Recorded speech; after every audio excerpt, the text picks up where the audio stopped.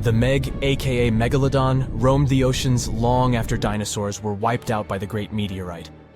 It was one of the largest and most dangerous hunters that have ever lived on Earth, as well as the biggest shark. But then, about 3.6 million years ago, the last of its kind disappeared from our planet, leaving only huge teeth for modern archaeologists to keep finding. There are a few theories about why it could have happened, but scientists might have found the true reason. The Megalodon, which means big tooth, was the largest shark ever to exist. It reportedly lived around 20 to 3.6 million years ago and was truly enormous. Its bite was more powerful than that of a T-Rex, and likely any other powerful predator that has ever roamed this planet. It's probably not surprising, since this marine creature had extremely strong jaws that could span from 9 to 10 feet wide. That's enough to swallow two grown-up people side by side. The jaws were also lined with 276 teeth, and they reached 7 inches in length. That's as long as a small hedgehog. Once these teeth got worn down, the shark got rid of them and grew new ones. Such large sedated teeth helped the Meg to eat meat easily. The shark itself could grow up to 59 feet long. That's twice the length of a London double-decker bus. The animal was also pretty heavy. While a fully grown T-Rex weighed about 8 tons, the weight of a large Megalodon could be more than 30 tons. With no competitors, the enormous shark was the real king of the oceans. It hunted other sharks, large fish, and even whales. Then why did such a magnificent creature disappear from the face of the Earth? The previous theories mentioned the great white shark. The Megalodon is usually described as some gigantic version of this marine animal. And this is a common mistake made because most people think these creatures were related. But in reality, the Meg looked more like a modern bull shark. Its snout was snout, its lower jaw was rather flat, and long and massive pectoral fins supported the animal's weight. But what's more important, the ancestors of today's great whites existed at the same time as the Megalodon. Now, with great size comes great clumsiness. And although the Meg was huge and powerful, it was also not as nimble as smaller and quicker great white sharks. Great whites could have rivaled a Megalodon for food, and were often more successful hunters thanks to their agility. They couldn't fight the Meg openly, but were fast enough to steal its food. So according to this theory, the only food left for the Megalodon were whales and equally big marine animals. Grown-up Megs could easily catch such beasts, but their offspring were much smaller and more vulnerable than their parents. Could smaller sharks have used this to their advantage?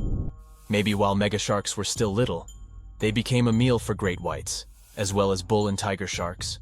Even at those times, a great white shark could reach the length of 20 feet, while a Megalodon kid was definitely smaller. But even if there had been no open confrontation between young Megalodons and smaller grown-up sharks, Meg kids wouldn't have been able to find food for themselves to grow to adulthood. The reason is the same. The population of other sharks was growing, and they were rivaling each other and the Meg for convenient food. The more great whites and other sharks appeared in the oceans, the less food remained for young monster sharks. Eventually, they probably starved. But it's just one of the theories that try to explain why the Meg went extinct, and here's another one. A new study has shown that the Meg was most likely a warm-blooded predator able to regulate its body temperature, and that might have been the reason why this species disappeared with time. Scientists analyzed isotopes of the tooth enamel of the Megalodon and concluded that the animal could easily maintain a body temperature that was around 13 degrees F warmer than the temperature of the surrounding water. Such a temperature difference is much greater than what other sharks living at the same time as the Meg had, and it's large enough for the ancient predator to be classified as warm-blooded. These days, most fish are cold-blooded. Their body temperature is the same as the surrounding water, but some sharks, like mackerel sharks, keep the temperature of all parts of their bodies a bit warmer than the surrounding water. But it doesn't make them completely warm-blooded because they simply store heat generated by their muscles. And in mammals, body temperature is regulated by a special region of the brain called the hypothalamus. Anyway, the Meg's warmer body allowed the animal to move faster, deal with cold water better, and spread out all over the world. But eventually, it might have led to a disaster. The Megalodon lived during the Pliocene epoch, pronunciation. It began approximately 5.3 million years ago and finished 2.5 million years ago. During that period, global cooling occurred. It also caused the changes in sea level, which the Megalodon probably didn't survive. The main problem for the predator was to maintain an energy level allowing its body temperature to remain elevated. But to do it, the animal had to eat a lot, and I mean it. But it was a challenging task in a time of changing marine ecosystems and while competing with newcomers, such as the great white shark. If this theory is true, then the amount of energy the Meg had to use to remain warm could have contributed to its extinction. This new information is very important to us. It shows that many marine predators in modern oceans might be experiencing the effects of ongoing climate change too. By the way, have you heard that there have been several cases when people were sure they had seen the Meg? Or at least some similar extremely large monsters. And these sightings happened relatively recently. For example, in July 1916, the New Jersey coast of the US was terrified by a series of shark attacks. They happened during an oppressive heat wave when hundreds of beachgoers tried to find shelter from the heat near the water. People described the culprit that had caused all that havoc as a giant shark, much bigger than any regular one. Since then, scientists have been debating which shark species was involved in those accidents. The most popular guesses have been the bull shark and the great white. A picture of a huge shark roaming the Pacific Ocean not far from Guadalupe Island appeared in 1999. The creature was nicknamed Deep Blue. It could be distinguished from others by a wavy pattern separating its gray back and white belly. But even though some people claimed it could be the infamous Megalodon, experts came to the conclusion it was a female white shark, the largest ever seen. The average length of a male white shark is 11 to 13 feet. Females are bigger, up to 15 or 16 feet, but Deep Blue reached more than 20 feet in length. No wonder people were confused. For the last time, Deep Blue was spotted in 2013 near the western coast of Mexico's Baja California. But look, there's another jumbo shark, and you can meet it in any part of the world. The largest specimens can reach 40 feet long and weigh about 5 or even 6 tons. Could it be, if not the Megalodon itself, but one of its relatives? Again, a wrong guess. That's the basking shark. This animal prefers subpolar seas, with temperatures not higher than 58 degrees F. Even though some of these animals do migrate to warmer places. Like whale sharks, basking sharks are harmless and don't attack snorkelers or divers. These creatures have loads of small teeth, but they don't use them when feeding. Instead, they swim with their huge mouths open and swallow plankton. A grown-up basking shark can filter nearly 2,000 tons of water per hour.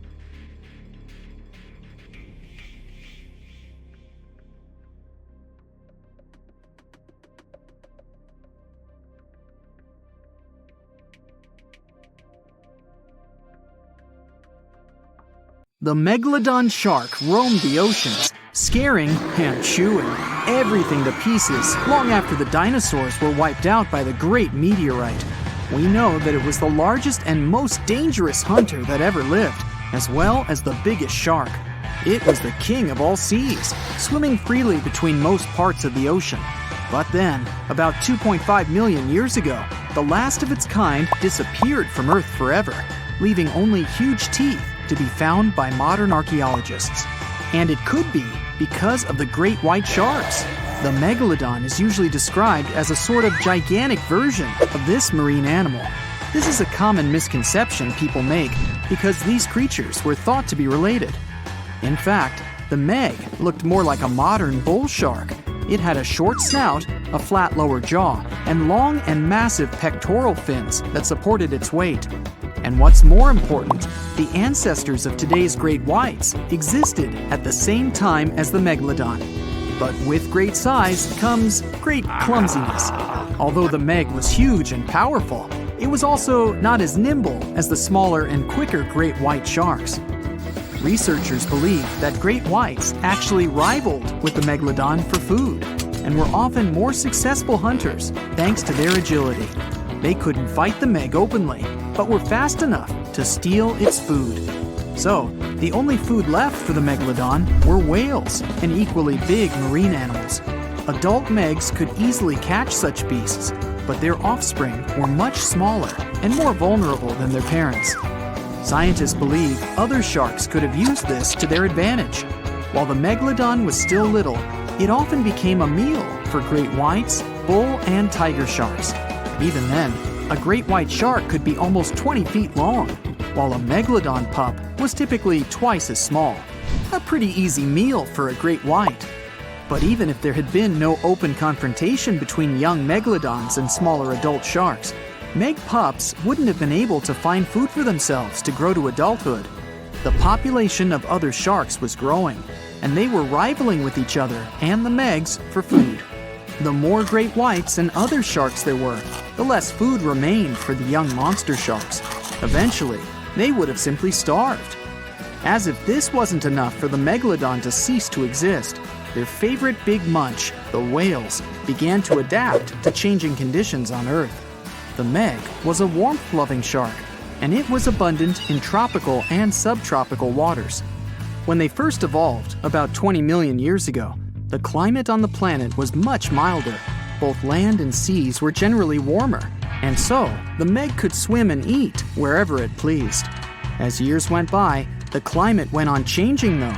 It became extremely cold closer to the poles, and lots of marine animals and fish had to adapt to this temperature shift.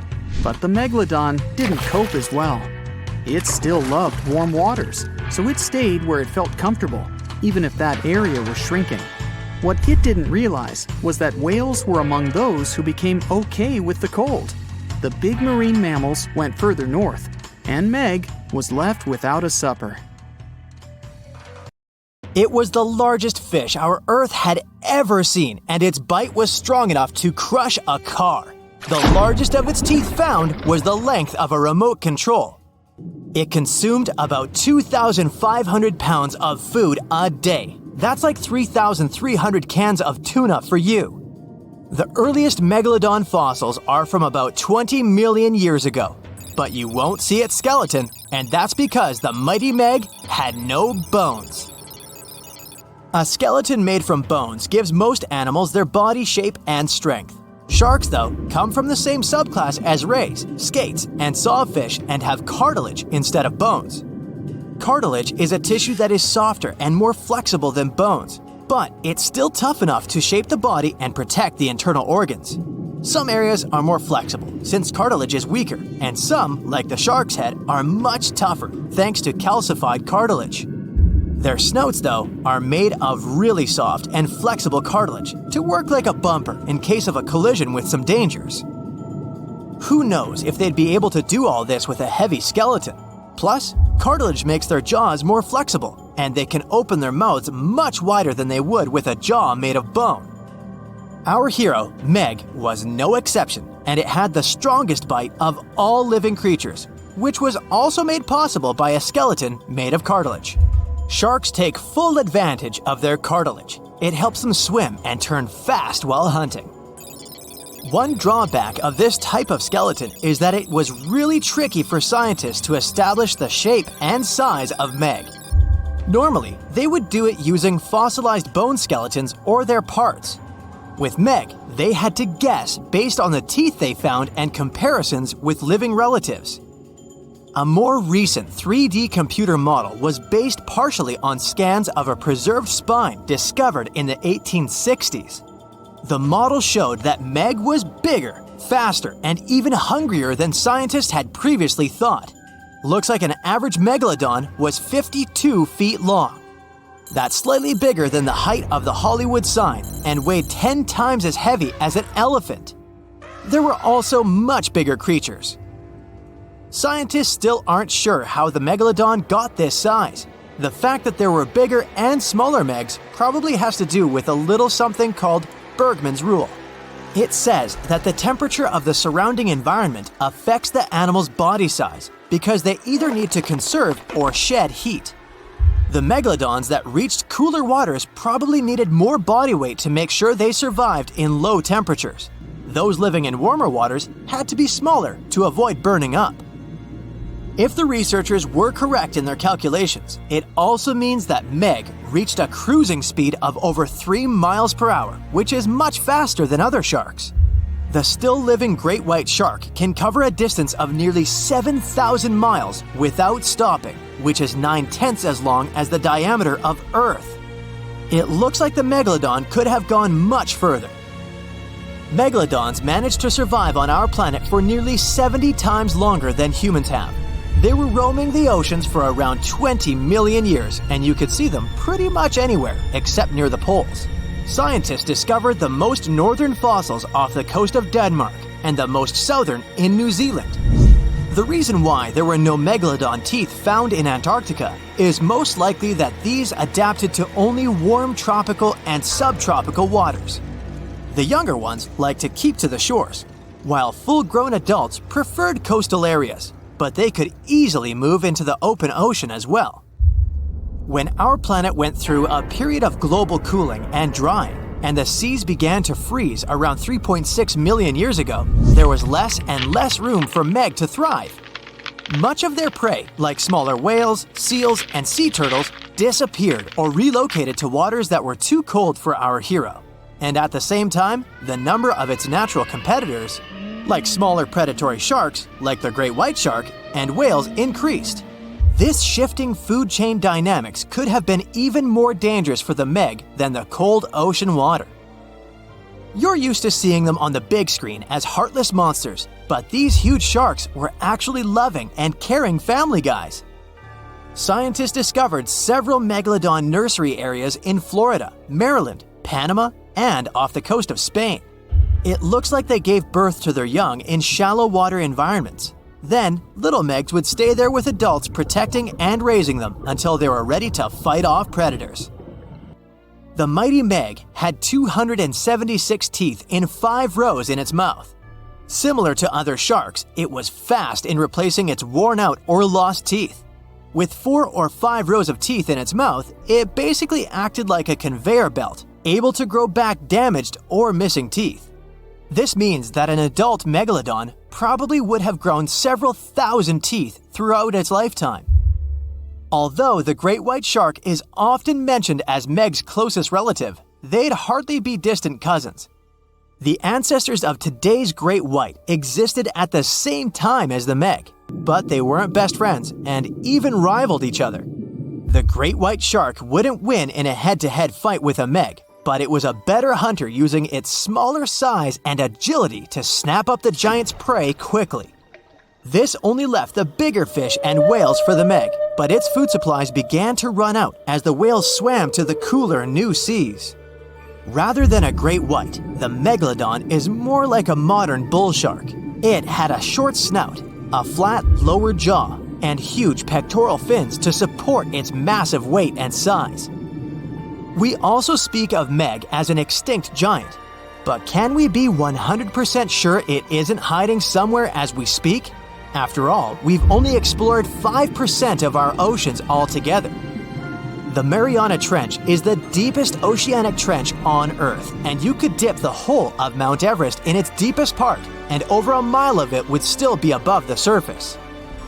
If a megalodon or two needed a place to hide, that would be the perfect spot. It wouldn't be the coziest place to live, though, with its cold water and total darkness. Plus, the pressure there is 1,000 times stronger than at sea level. So, if a meg really were hiding down there, it would have serious issues with its teeth, because calcium would dissolve under that pressure. To survive here, it would also need to learn to navigate in complete darkness. That means it would have either become bioluminescent or evolve to grow massive eyes like the giant squid. If the meg were still around and true to its dietary choices, it would have to eat smaller fish, and that would be a problem for us humans. Especially those of us who love fish, that is. And the ocean isn't cooling down these days. The megalodon would love its temperature and would thrive and reproduce faster than ever.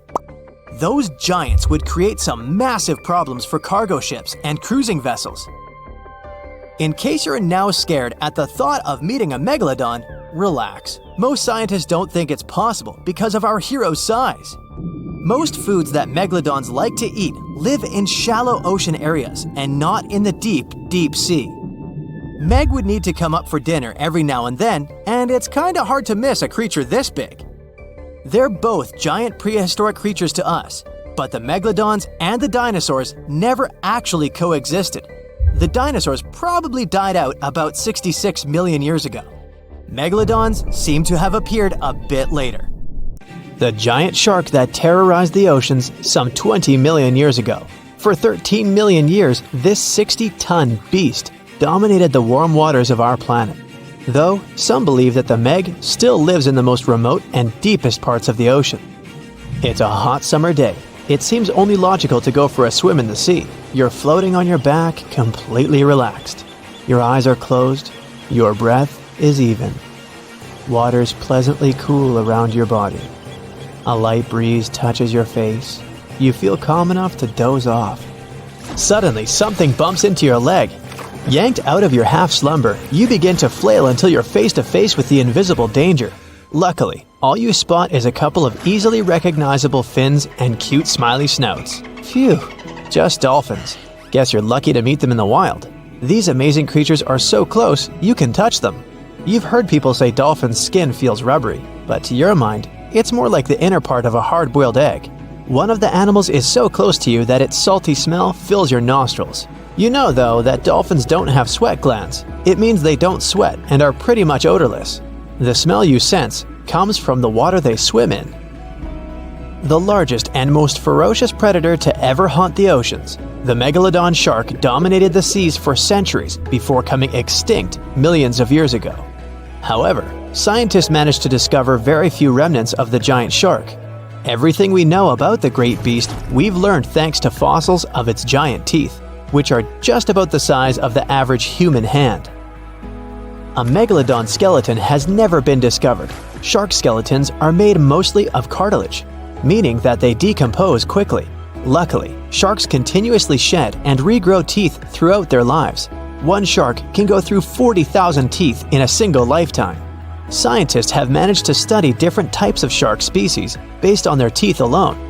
The megalodon shark had around 276 teeth. When they fell out, those teeth landed in the seabed where they stayed for millions of years, fossilizing. Scientists found those teeth, and they're the only real record we have of the megalodon's existence. Megalodon teeth have been discovered all over the world. It means that unlike other marine animals of its time, the megalodon was intercontinental. Even today, most sharks and marine animals tend to stick to one sea or ocean. The megalodon shark swam freely around the world, moving between tropical and subtropical waters.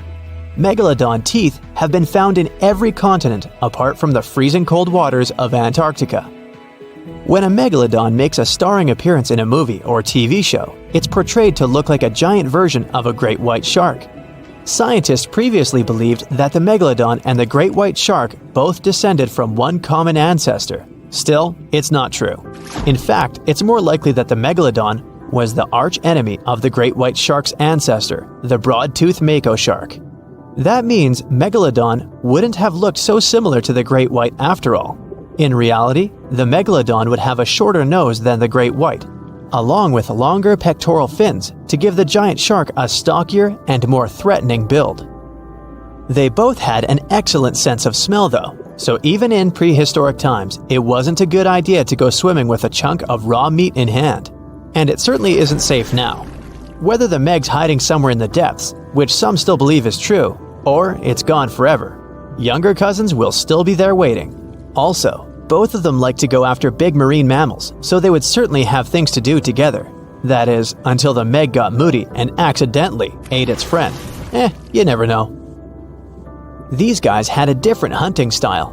Great whites prefer to dive straight towards their prey and find its softest spot, like exposed legs or underbelly. Sometimes, an entire tooth would be found embedded in a bone of some bigger animal, such as a whale.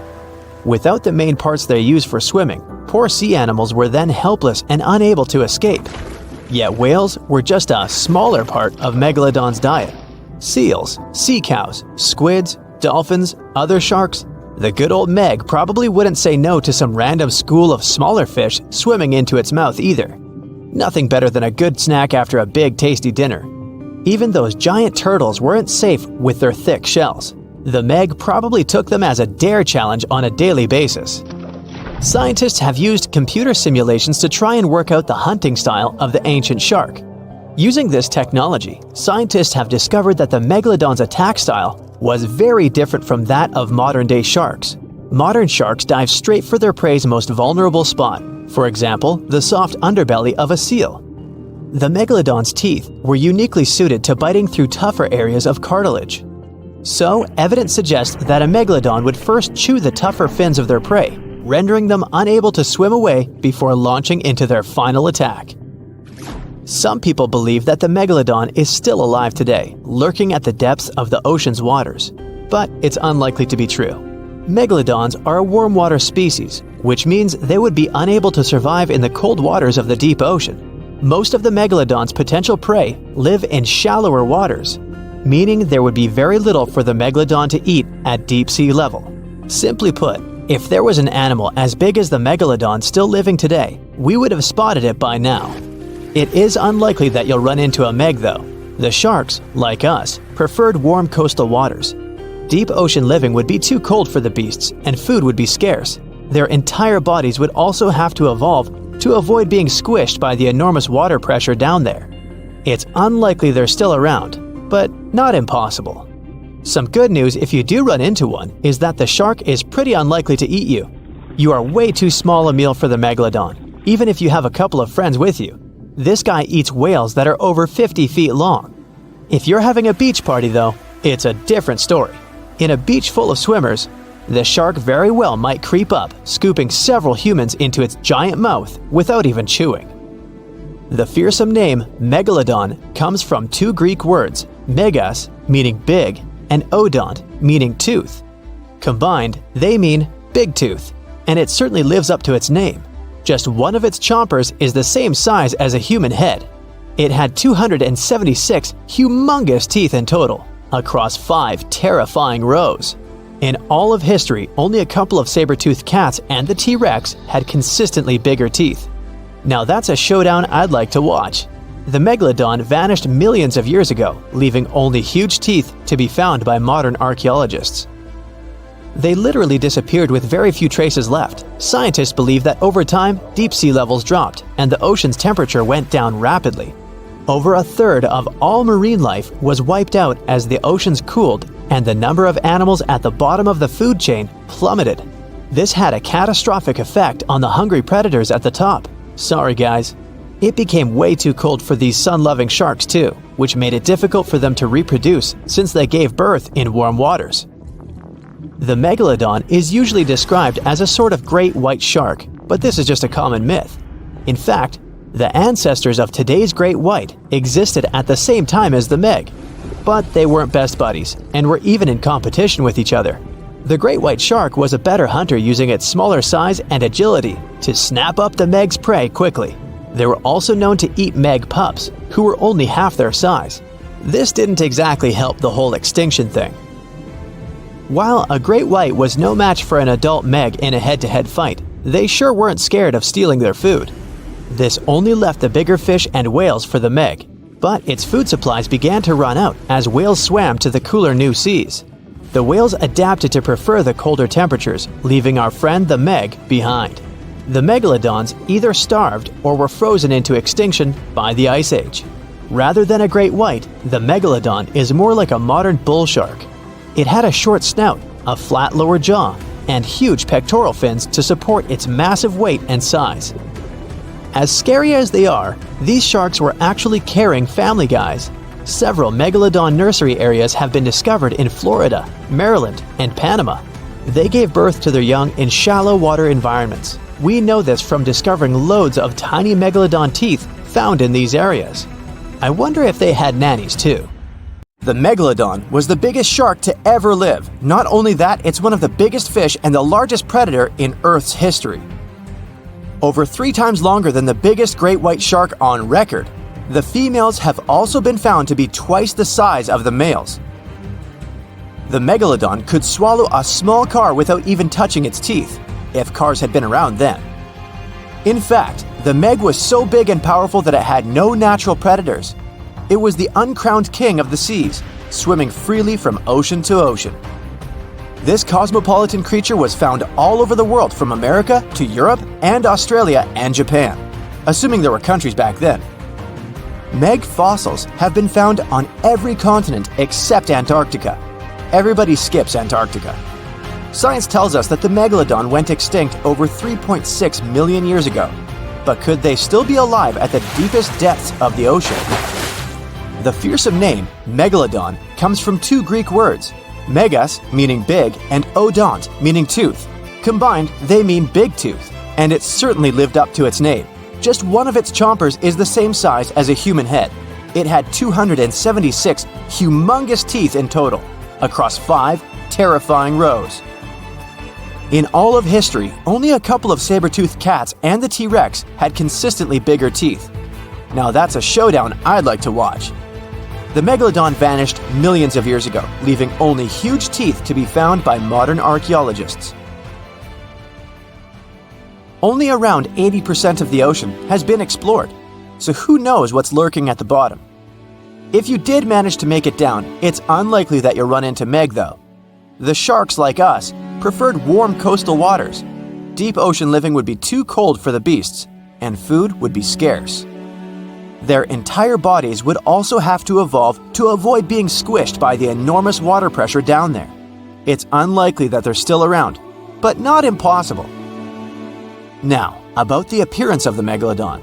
Scientists believe it didn't look like a great white shark.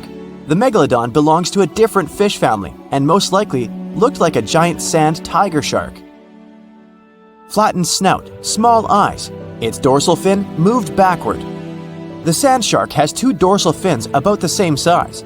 The coloration is light brown with a white belly. It may have had brown-red spots like a sand shark all over its body. We used to think of the Megalodon as something scary from the first finds of its fossils. That was back in the Renaissance era. People found some teeth in the rocks. At first, these teeth were thought to be the tongues of dragons or snakes.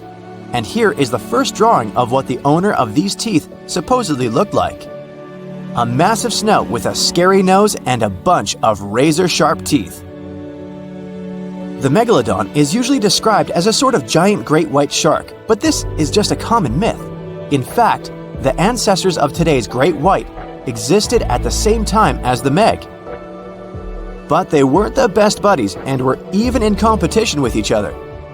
The great white shark was a better hunter, using its smaller size and agility to snap up Meg's prey quickly. They were also known to eat Meg pups, who were only half their size. This didn't help the whole extinction thing. We also have evidence that Megalodons were brutal hunters, kings of the food chain. The first combat tool in their arsenal was the battering ram.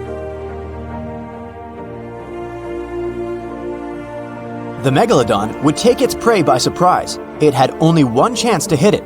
If it missed, it would take too long for a second round. The maneuverability of the Megalodon was comparable to a large truck. While a great white was no match for an adult Meg in a head-to-head fight, they sure weren't scared of stealing their food. This only left the bigger fish and whales for the Meg. But its food supplies began to run out as the whales swam to the cooler new seas. The whales adapted to prefer the colder temperatures, leaving our friend the Meg behind. The Megalodons either starved or were frozen into extinction by the Ice Age. Rather than a great white, the Megalodon is more like a modern bull shark. It had a short snout, a flat lower jaw, and huge pectoral fins to support its massive weight and size. As scary as they are, these sharks were actually caring family guys. Several Megalodon nursery areas have been discovered in Florida, Maryland, and Panama. They gave birth to their young in shallow water environments. We know this from discovering loads of tiny Megalodon teeth found in these areas. I wonder if they had nannies too. But how come there are so many Megalodon teeth out there for us to analyze? Due to their messy, aggressive eating habits, sharks regularly lose their teeth. They lose a set of teeth every 1 to 2 weeks. That's 40,000 teeth in a lifetime. They must rake in a fortune from the tooth fairy. Because of this, their teeth were continually raining down to the ocean floor. Luckily for us, they're also the hardest part of the shark skeleton, which is why so many teeth have survived and become fossilized. It's fair to say the first discoveries of the Meg's teeth confused people.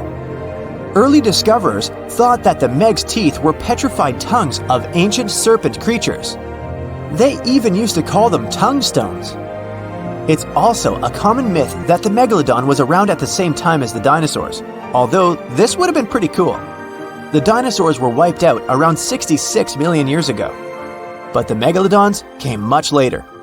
The oldest Meg fossil is only around 23 million years old, but it's tricky to pinpoint the exact date. After all, calendars weren't invented yet. They became extinct way before humans even evolved. The earliest Homo sapiens, which is a fancy name for the first humans, emerged about 2.5 million years ago. But what if the Megalodon shark didn't go extinct? Whale populations have dropped drastically since these guys were last around, so there'd be way fewer whales for them to chomp down on. Whales have also gotten a lot smarter and learned new defensive moves, making them way harder to take down. It's estimated that they ate around 12 tons of food each day. The Kraken is a colossal squid, a legendary sea monster, the biggest hunk of calamari you ever saw. And if this monster had existed, the world would have changed beyond recognition. The Kraken has powerful tentacles, solid muscles with suckers at the end. They're impossible to escape. The Kraken can break a ship in half, or just pull it down into the depths. But the worst thing about the Kraken is its size. According to old sailors' stories, its size is almost 10 soccer fields. Hey, maybe the Kraken could play soccer. The Kraken legends said the monster was so giant that sailors mistook it for a small island. In past centuries, it would have been impossible to defeat such a beast. If the Kraken existed in reality, it might have had offspring. Yeah, in all the world's oceans, there would be giant monsters that could sink any ship. It's unlikely that the Kraken would have competitors in its habitat, so its population would grow strongly. Since the Kraken is enormous, it would need a lot of food, so the population of other large sea animals would fall significantly. Blue whales, great white sharks, other giant squids, all the big sea creatures would be endangered. The Kraken belongs to the cephalopod genus. This species includes squid and octopus, some of the most intelligent creatures on the planet. The Kraken is a skilled hunter and will never fight in the open. Colossal squids live in deep waters, and they have the largest eyes among all animals. The squid's eye is the size of a dinner plate. Thanks to this, they can see their prey from far away. Similarly, a Kraken would spot the ship much sooner than sonar could pick up the Kraken. It would always have the drop on you. Well, that's not good. In 1857, a squid beak was discovered on the coast of Denmark. Other huge squid remains were found in the Bahamas, and then scientists were convinced that gigantic squids existed. While colossal squid have been officially discovered since then, it's been more than 100 years and we still don't know what the max size they can grow to. The fact is, colossal squids are one of the most elusive creatures on Earth. They live in the depths of the ocean where it's challenging for scientists to reach. Any dive to a greater depth requires powerful, bulky equipment. Underwater bathyscaphs and cameras make a lot of noise and light, which squids notice from afar. They flee before we can see them. It's difficult to say if these huge squids were the size of a small island, but the truth is, we've only studied about 5% of the ocean. It may be that in its depths, monsters much more terrible than the Kraken swim.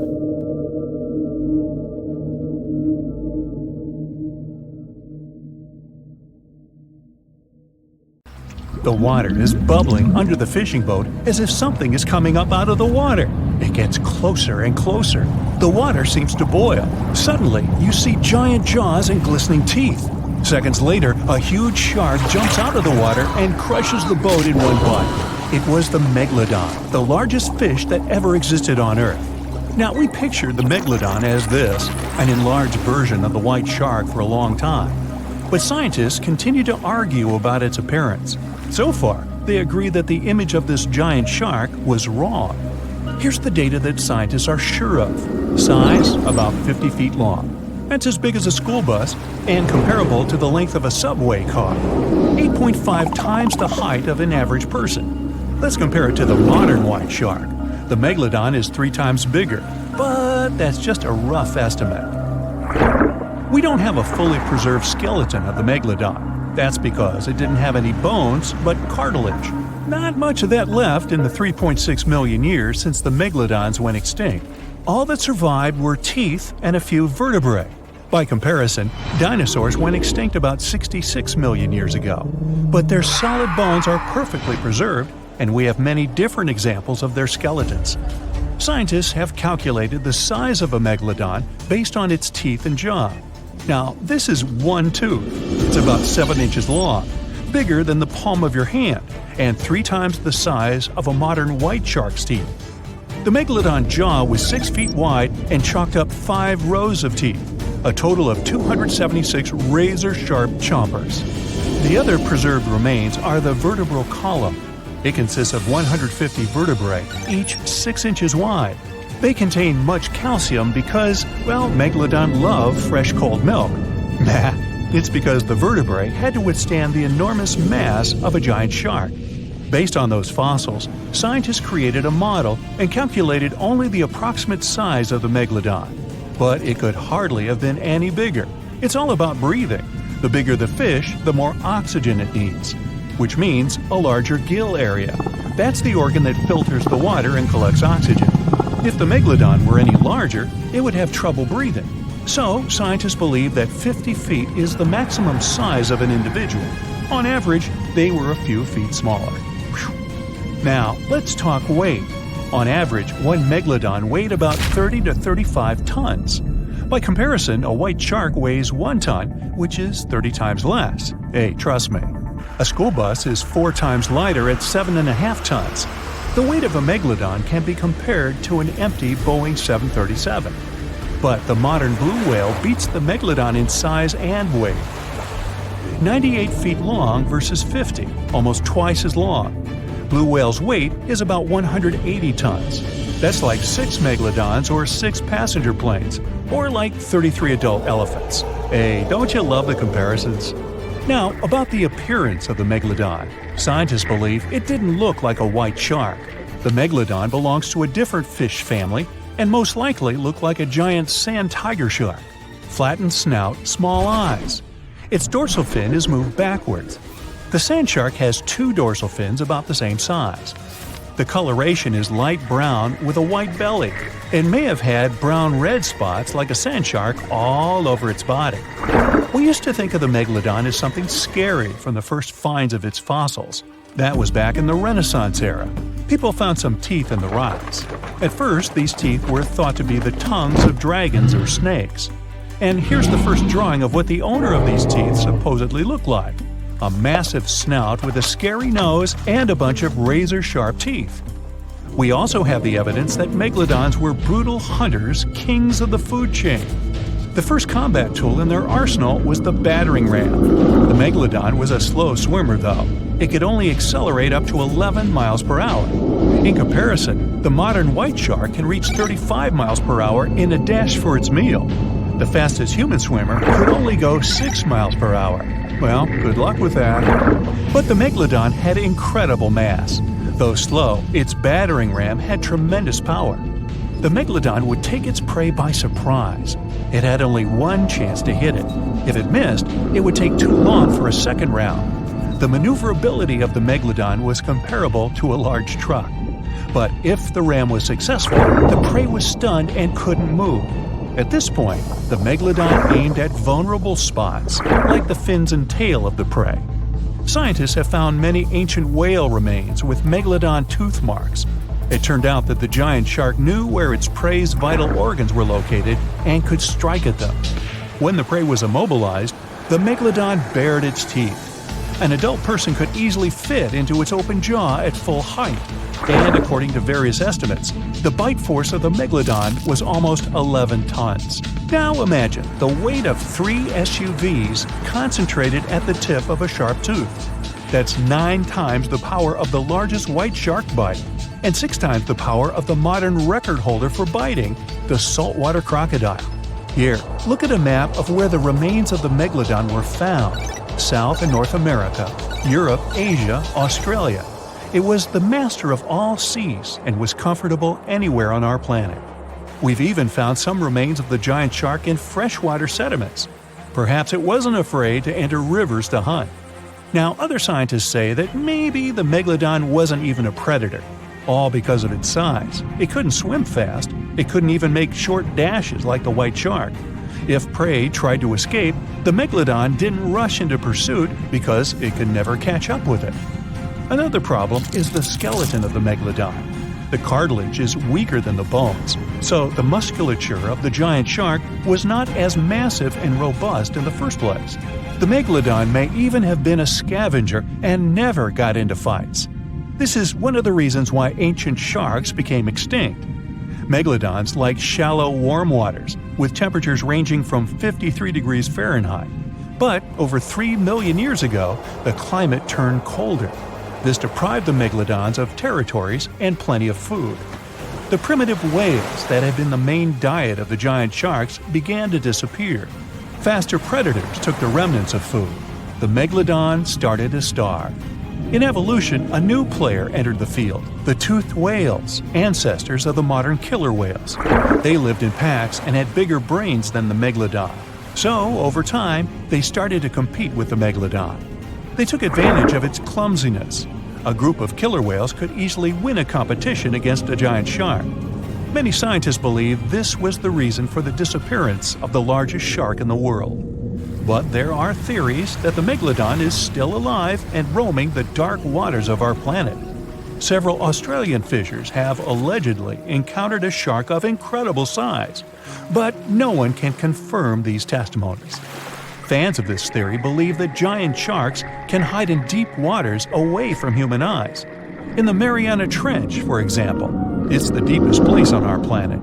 It's deeper than if you stuck Mount Everest in the water, and we've even found the teeth of a Megalodon there. But science says that such a giant shark couldn't live in the Mariana Trench for many reasons. One, it's too cold. The Megalodon was probably a cold-blooded fish, so it had to use the warmth of its environment to survive. But the water in the Mariana Trench is cold, about 40 degrees Fahrenheit. That's because the deeper down, the less sunlight gets in there. The second reason is pressure.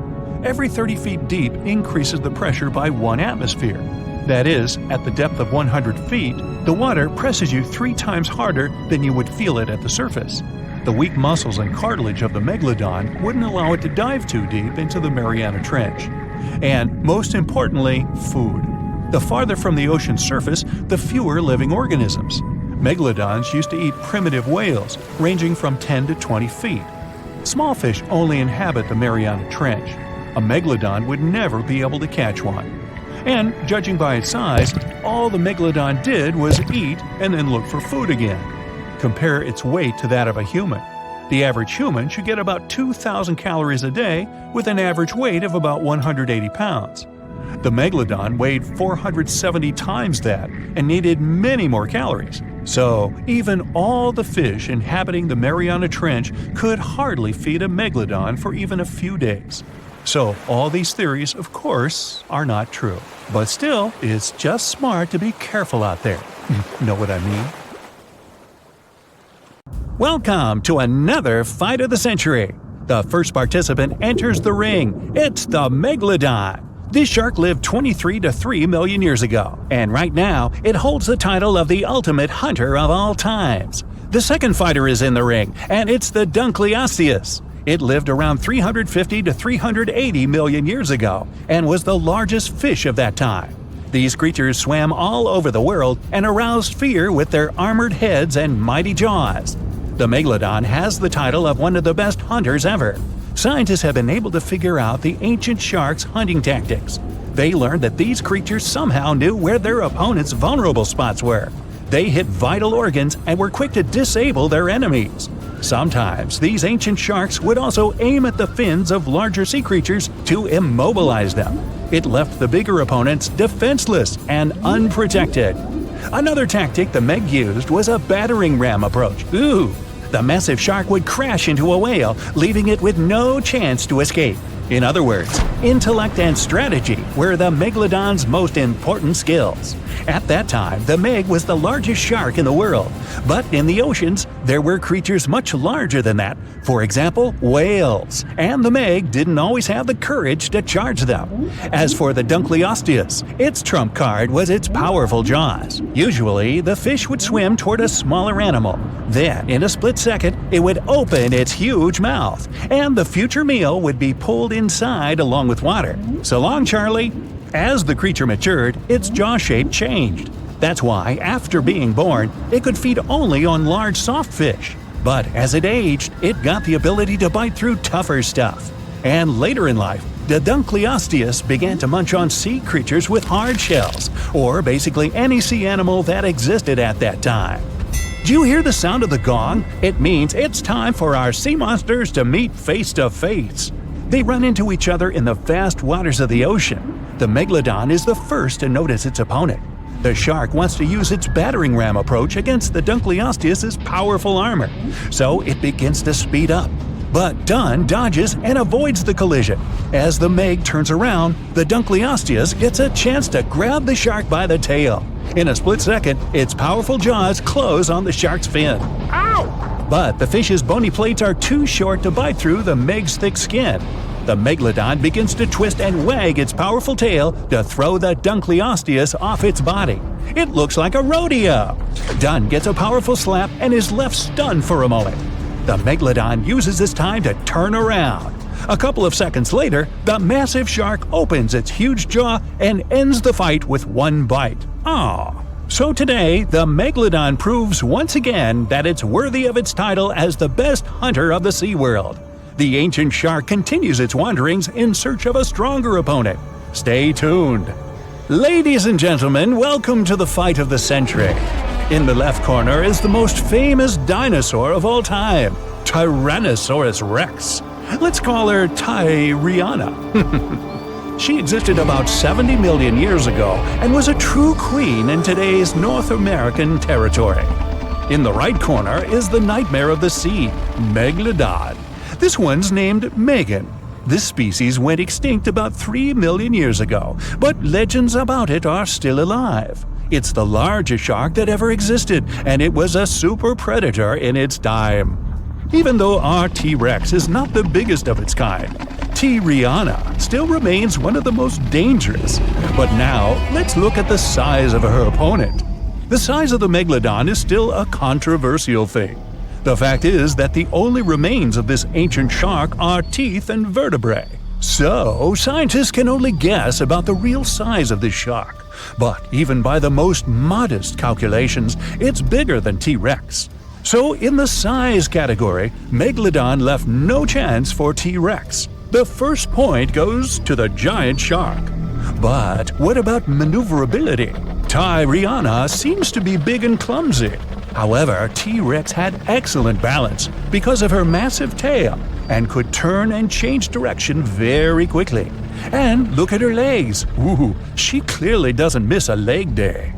Now, Megalodon was definitely the best predator in the aquatic world, not only because of its size and mass, but also because of its intelligence.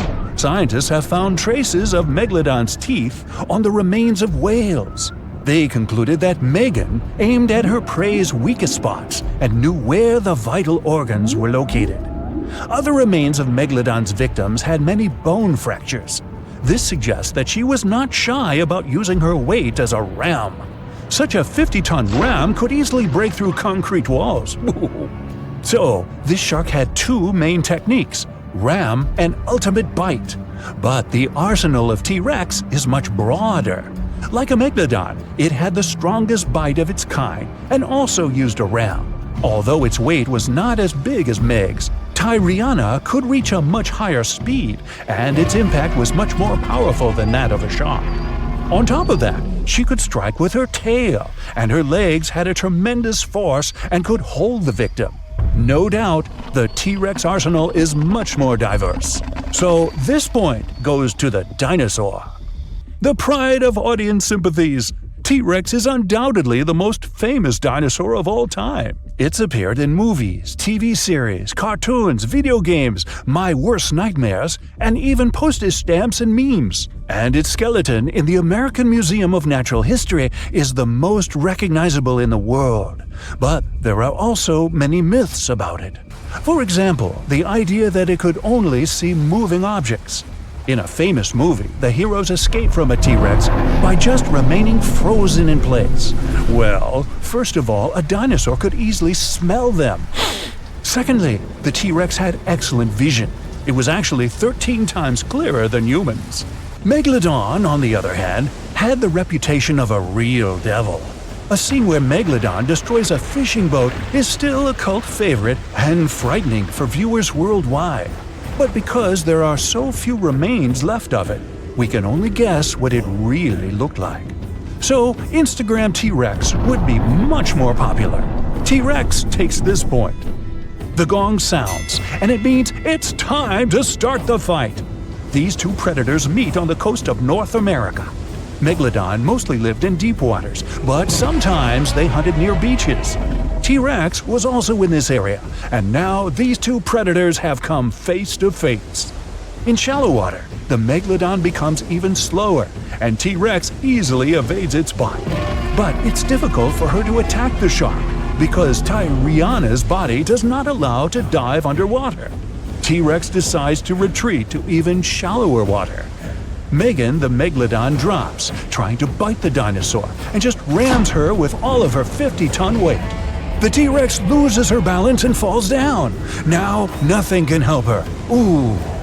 So Megalodon proves again that she was the ultimate predator and could easily defeat the world's most famous dinosaur. You know how they say it's better to just hand over your wallet if you run into a mugger? Instead of surrendering their wallets, sea cucumbers choose to spit out some of their insides to fend off predators like crabs and fish.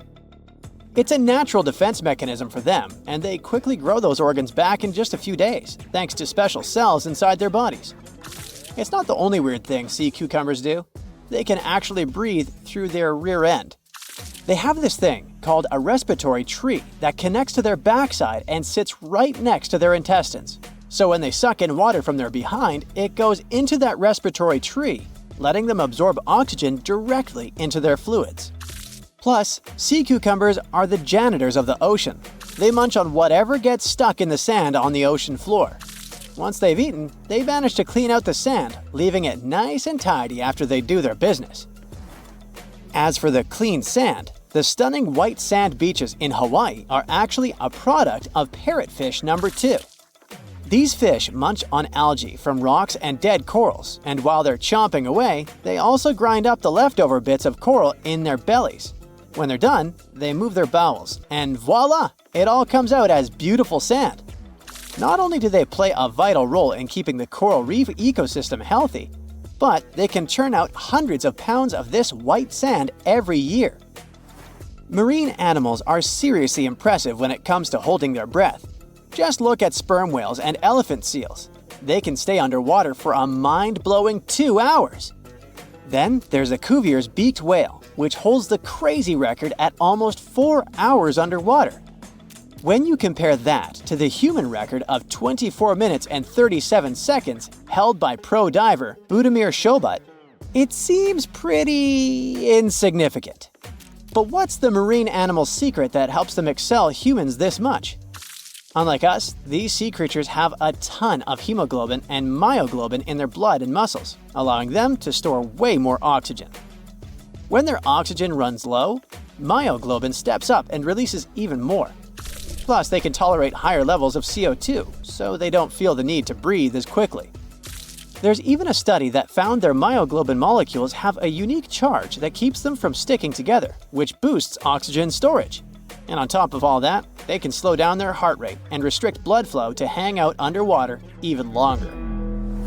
Rumor has it that about 540 million years ago, a meteor loaded with frozen octopus eggs smashed into Earth. Sounds like a delirium, but some scientists are entertaining a very questionable idea that octopuses and their cephalopod buddies, like squids and cuttlefish, might actually have some extraterrestrial origins.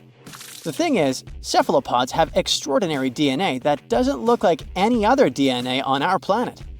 They've got around 33,000 protein-coding genes in their genome, which is way more than what we humans have. A recent study suggests that their evolutionary story shows some odd traits that might hint at a connection to space, like they could be from some super far-off past, or even the future. The researchers went as far as to claim that modern octopuses could be the descendants of these frozen creatures that hitched a ride on comets and splashed down in our oceans. And why octopuses? Well, they really stand out in the animal kingdom. They can use different tools to build their own houses, and they can even solve everyday problems independently of their brain, as 2/3 of an octopus's neurons are in its arms. These traits seem to have just appeared out of nowhere during evolution. They even tossed around another quirky theory. What if an extraterrestrial virus crashed into early squid populations and gave them a crazy boost in evolution, turning them into the octopuses we know today? Anyways, these are just fun speculations without any hard proof. Now, this funky object is an animal, not a rock. It's called sand dollar. Just look at the shape of its shell.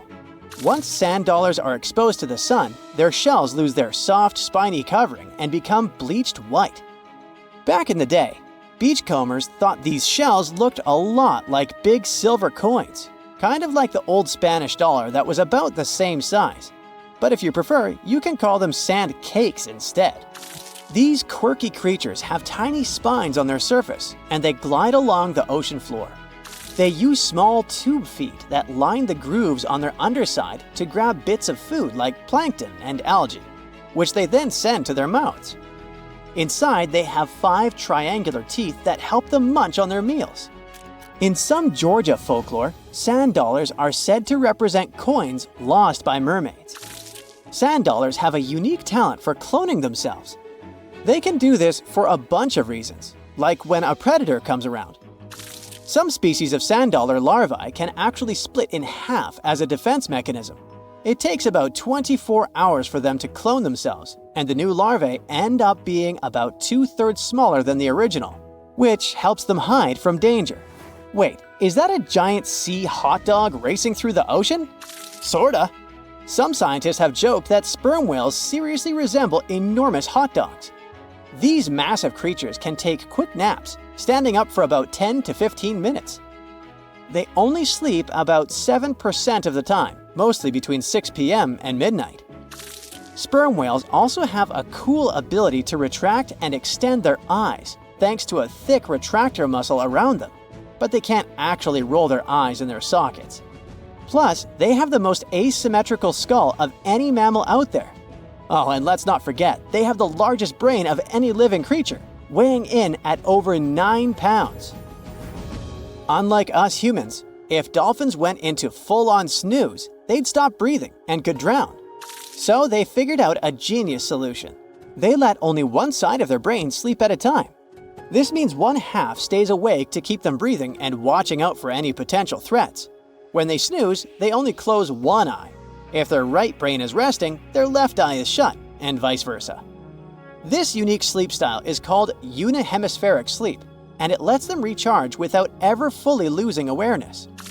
On top of that, dolphins might be using corals and sponges like their own little pharmacies.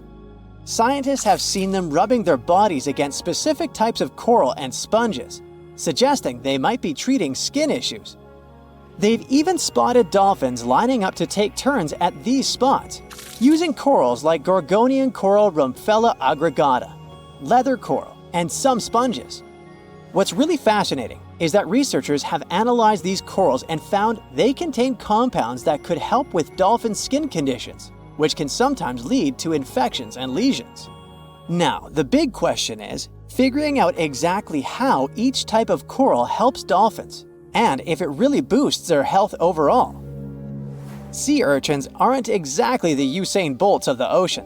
They move slowly by crawling with their tube feet and occasionally give themselves a little push with their spines. These little guys have just 5 teeth, which they use like a beak to scrape algae off rocks, which I'm pretty sure is the ocean's version of an all-you-can-eat buffet. But since all that scraping wears their teeth down, they're in a never-ending dental replacement program. Scallops are the underwater equivalent of the world's most confused security cameras, sporting up to 200 tiny eyes on their shells. These eyes are high-tech. They can even adjust their pupils to light. Instead of working like ours, scallop eyes have a unique setup. Light goes through a pupil, lens, 2 retinas, and then hits a mirror made of guanine crystals that reflects it back. Scientists were puzzled about how they see since their main retina often gets blurry light. But it turns out, scallops can change their pupil size by about 50%. Just don't expect them to do it in a hurry, as it takes a few minutes. Now here's something really neat about orcas. They're expert hunters, and they do it in groups called pods. A pod can consist of up to 40 orcas, forming a very effective hunting team. Interestingly, there are distinct types of pods: resident and transient. Resident pods are more into fish, while transient pods have a taste for marine mammals.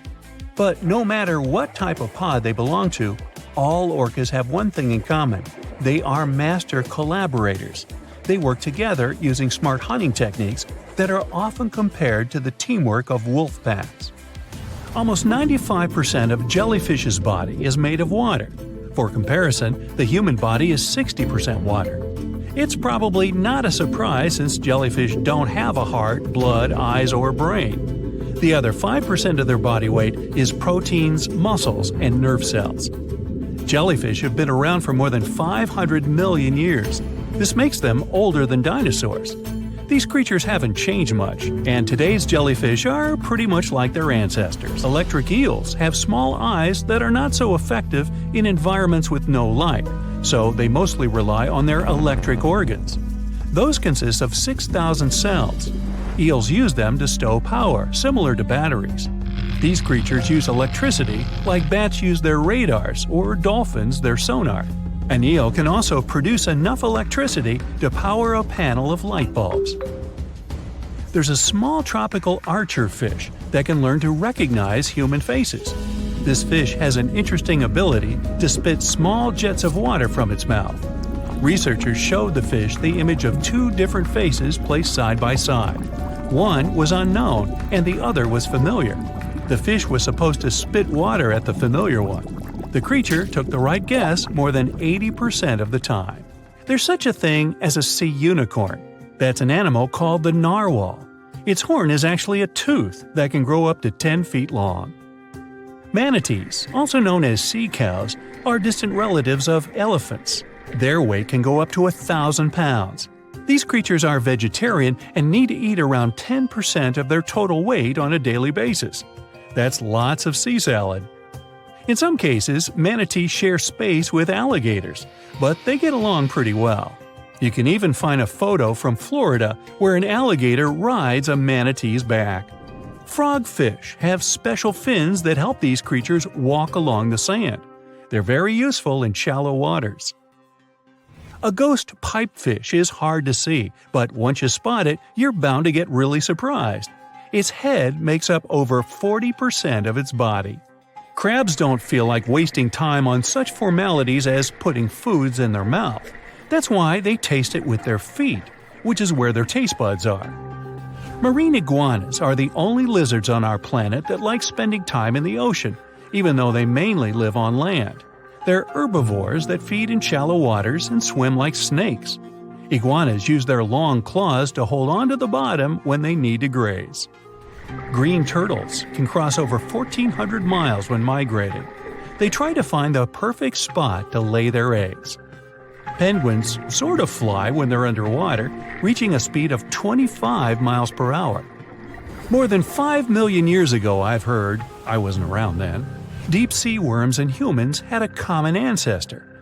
So we still share 70% of our genes with these creatures, and with sea stars, squid, and octopuses. Now, octopuses are in fact incredibly old.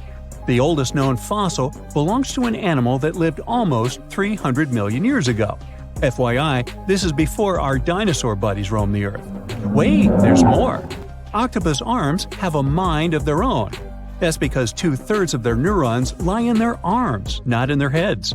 This means that their arms can problem solve how to open a shellfish, while their owner is worried about other stuff entirely.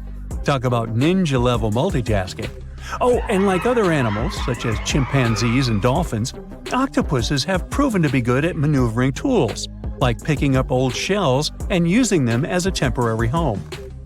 Now, of course, the most intelligent animals on our planet are humans, according to humans. But we don't seem to give pigs enough credit.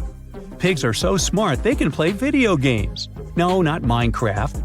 But in a recent academic study, scientists had 4 pigs play a joystick game. They had to manipulate the stick so that the moving ball would hit the wall and then they would get a treat. All 4 pigs did great in the test, which was surprising even to the scientists. Now, pigeons also aced an impressive test. They were trained to differentiate a Picasso painting from a Monet one, which they had no trouble learning. Then they were able to apply this knowledge, identifying works of art they had not previously seen, meaning they really understood the difference between each painter. Poor things are always seen as a nuisance. Now, if we placed kangaroos in an Animal's Most Amazing Ability contest, they'd win. It's mainly because they break the four-legged rule. A special species of kangaroo, the red kangaroo, uses its tail to help propel it forward. Now, visually, it has 4 limbs, but in practice, it uses 5.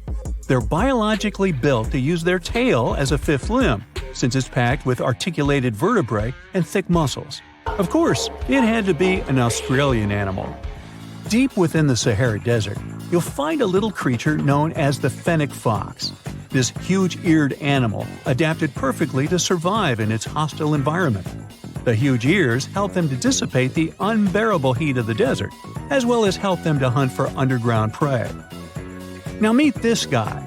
Unlike what its name might suggest, the red panda is closer to a raccoon than it is to a giant panda. You'll find a lot of these cat-sized creatures in the Himalayan region, hopping from tree to tree and bundled together trying to keep warm in the harsh weather. They're gentle and friendly like their big panda cousins and occasionally enjoy eating some bamboo sticks. And then there are bees. Compared to humans, bees' brains are the size of pinheads, yet they are capable of astounding things. Let's say a bee is running low on energy after a long search flight. This bee desperately needs a drop of honey in order to continue flying, but smartly enough, she doesn't need to go back to the hive to recharge. She can ask a fellow beehive mate for a drop of honey directly from this other bee's stomach and continue flying. This type of decentralized system allows them to build highly effective societies, one that bees don't need to push to the queues in front of the honey cells, for example. Every year in the winter, great white sharks that live along the California coastline disappear. It feels as if they take a vacation for 30 to 40 days. The animals go to a point halfway between Hawaii and Mexico. They might do it to get some food, relax, or hang out with their buddies from other areas. The spot is now called the Whale Shark Cafe. Some types of sharks, like makos, whale sharks, or white sharks, breathe in a very specific way. It requires them to swim all the time. They also need to move quickly and with their mouth open. This way, the oxygen can enter and reach their gills. Sea sponges are some of the most primitive animals. They're immobile, don't have a mouth, eyes, bones, brain, heart, lungs, or any other organ whatsoever. And still, they're alive. There's such a thing as a sea unicorn. That's an animal called the narwhal. Its horn is actually a tooth that can grow up to 10 feet long. Manatees, also known as sea cows, are distant relatives of elephants. Their weight can go up to 1,000 pounds. These creatures are vegetarian and need to eat around 10% of their total weight on a daily basis. That's lots of sea salad. In some cases, manatees share space with alligators, but they get along pretty well. You can even find a photo from Florida where an alligator rides a manatee's back. Frogfish have special fins that help these creatures walk along the sand. They're very useful in shallow waters. A ghost pipefish is hard to see, but once you spot it, you're bound to get really surprised. Its head makes up over 40% of its body. Crabs don't feel like wasting time on such formalities as putting foods in their mouth. That's why they taste it with their feet, which is where their taste buds are. Marine iguanas are the only lizards on our planet that like spending time in the ocean, even though they mainly live on land. They're herbivores that feed in shallow waters and swim like snakes. There's something known as the orange cat behavior, and apparently it's not just a meme. So far, scientists have been able to understand that coat color is connected to a feline's gender. And since orange is an X chromosome, Orange cats are usually males, like Garfield. The so-called orange cat behavior describes ginger cats as agents of chaos. Again, pretty much like Garfield. However, there haven't been any conclusive studies on whether coat color and cat behavior are truly linked. In terms of vision, mantis shrimps probably have the most psychedelic vision out of all animals. These funny-looking creatures have a whopping 16 varieties of photoreceptors, with 5 of them reserved for the ultraviolet or UV spectrum. Ultraviolet rays are really short wavelengths, which are invisible to humans. The thing science still doesn't understand is how exactly these mantis shrimp view the world around them. Sure, they can perceive a bunch of colors, but they can't necessarily distinguish all of these colors among themselves. It can be that they just see a lot of really vivid, really blurry colors, but we haven't figured out a way to check that out.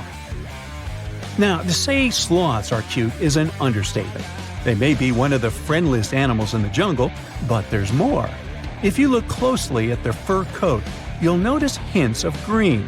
These greeneries are actually tiny little algae that grow alongside sloths. They help sloths to camouflage better in the jungle, but they also nurture them. The little cracks inside a sloth's fur create the perfect environment for algae reproduction, and scientists have found species of algae that don't exist anywhere else in the world. They do get by with a little help from their friends. Deep within the Sahara Desert, you'll find a little creature known as the fennec fox. This huge-eared animal adapted perfectly to survive in its hostile environment. The huge ears help them to dissipate the unbearable heat of the desert, as well as help them to hunt for underground prey. If you're a fan of Dr. Pimple Popper, you're probably freaking out right now, itching to squeeze out every little blackhead from those lip contours. But this is actually a hill formation that you can find in Garb, Sudan. Knowing that perhaps makes it all the more creepy because it looks like the crack in the middle is swallowing up everything around it. This black hole scenario brings to mind our next stop, Vostok Island.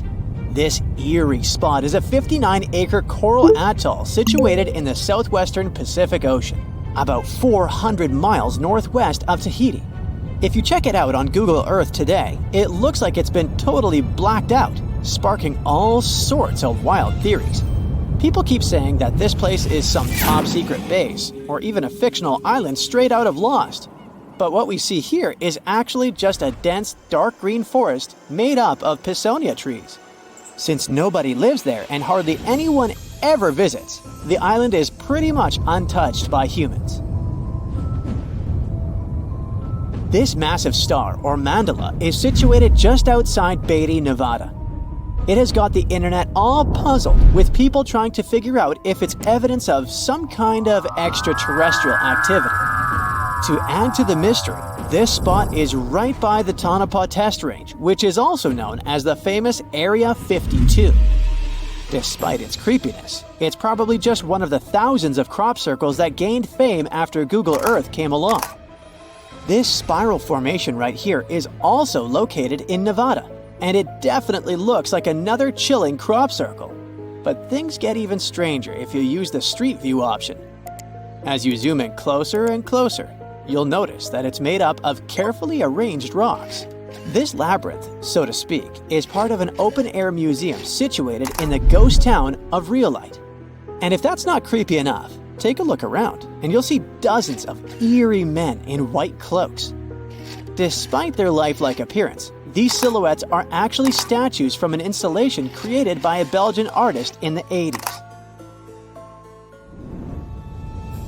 Even stranger than stumbling upon a large circle on the ground is finding a bunch of them. Our next location in Wyoming is filled with peculiar circle structures to the point where it's hard to count them all. During the 20th century, this U.S. state shifted from a farming economy to an industrial one, dominated by the extraction of oil, gas, and coal. So, these circles are likely remnants of a tank farm. I mean, places where oil storage tanks used to be located. If you want to avoid nightmares, I highly recommend not searching for the mausoleum of Emil Becker in Poland. If you happen to find it by using the Street View mode, Prepare yourself to face an abandoned place with the most terrifying sculpture there is. Oh, the creeps. Keeping on the spooky side, let's head to an isolated corner of Kazakhstan, where you can find a pentagram etched into the Earth's surface. This formation is huge, measuring roughly 1,200 feet in diameter. Before you jump to conclusions about this formation being related to some kind of underworld deity worship, it's worth noting that the pentagram actually turns out to be the outline of a park designed in the shape of a star. The star shape is marked by roadways, which are now lined with trees, making the star shape even more distinct in aerial photos. You can spot this peculiar symbol from quite a distance. At first glance, it might even resemble an otherworldly alphabet, as if a highly intelligent civilization is trying to send us an alert message. But this mystery is already solved. We are in De Hoge Veluwe, a Dutch national park located in the province of Gelderland. And these lines are actually part of the park's logo. Search for these coordinates to find what looks like a land formation straight out of an extraterrestrial landscape, or perhaps a set from Avatar. This place, located in Inner Mongolia, China, is believed to be a granite mine. But it's a bit of a mystery why it has such a striking blue tone on Google Earth. If you check it out on Microsoft Bing Maps, for example, the same location appears in a much more natural tone. In the Australian outback lies a massive geoglyph known as the Maori Man. Discovered in the late 90s, it appears to represent an indigenous Australian man hunting with a boomerang or stick. The figure stretches for more than 2 miles in length and about 1.6 miles wide. It has deep furrows carved into the ground, which adds to the complexity of its formation and origin. Despite efforts to uncover its purpose, its origin is still a mystery. This is Desert Breath, located in the Sahara. Like many things you have seen in this video, this formation also sparks speculation about it being created by extraterrestrial beings. But a quick Google search clears up that mystery. It turns out this is an art installation created by a group of 3 Greek artists back in 1997. They went all out, moving around a whopping 280,000 square feet of sand and even creating a large pool in the middle of it. Egypt still holds many mysteries, and you can explore them yourself with Google Earth. That's how some people stumbled upon this striking triangular-shaped plateau and immediately jumped to the conclusion that they discovered a hidden pyramid. However, experts quickly dashed their hopes. They believe there's no plausible explanation for a pyramid to exist in this area, located 8 miles west of the Nile Valley edge in Upper Egypt. This discovery is likely nothing more than a hill that has suffered the effects of erosion, combined with a heavy dose of wishful thinking. In some cases, nature itself is responsible for creating frightening sculptures, like the Badlands Guardian in Alberta, Canada. If you look at it from above, you'll notice not 1, but 2 human heads emerging from the landscape. These gigantic beings were sculpted by rainwater erosion on layers of clay-rich soil. Ironically, additional human-made structures give the impression that this one is wearing wired headphones. It seems that deserts are a prime spot for discovering strange images on Google Earth. So our next stop is China.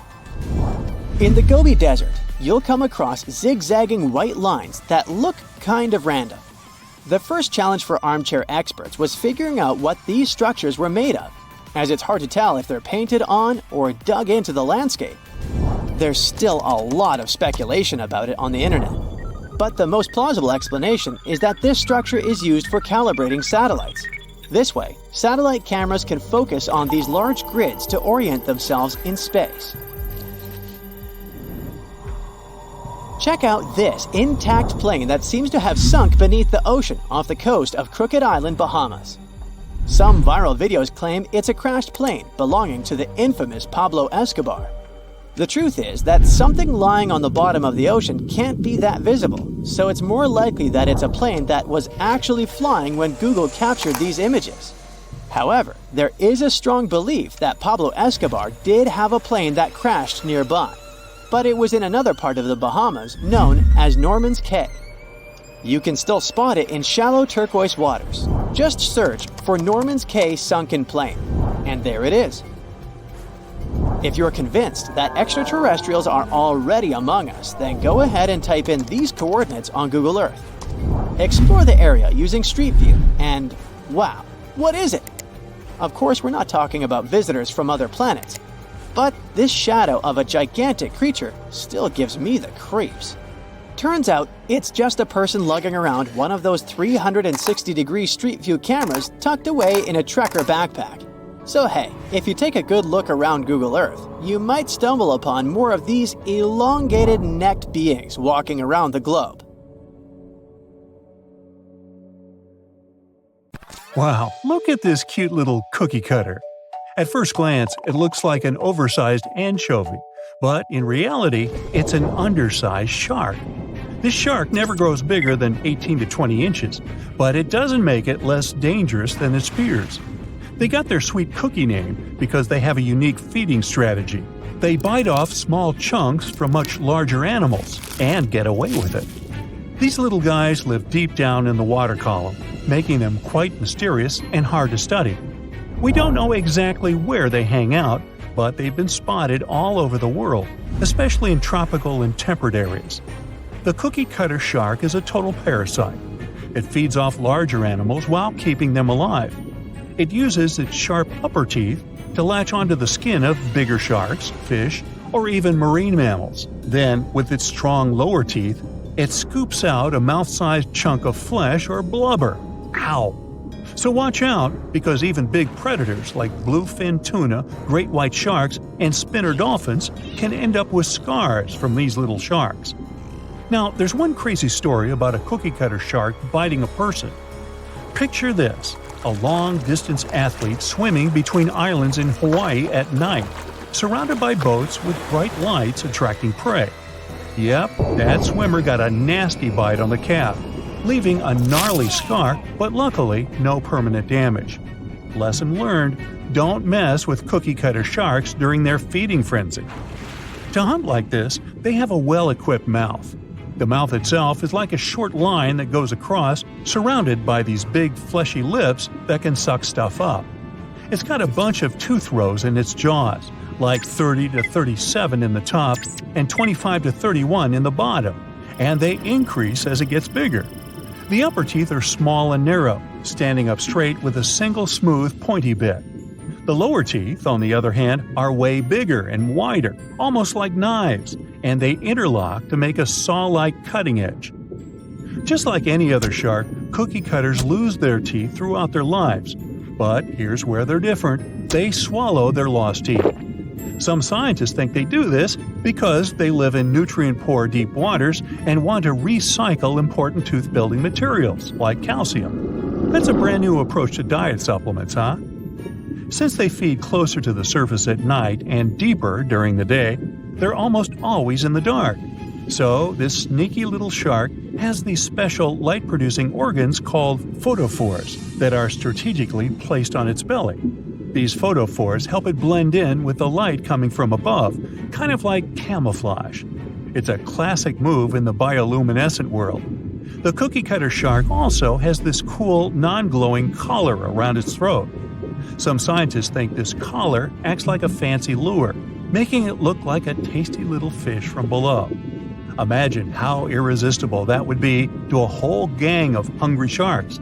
It's like a dinner invitation they can't refuse.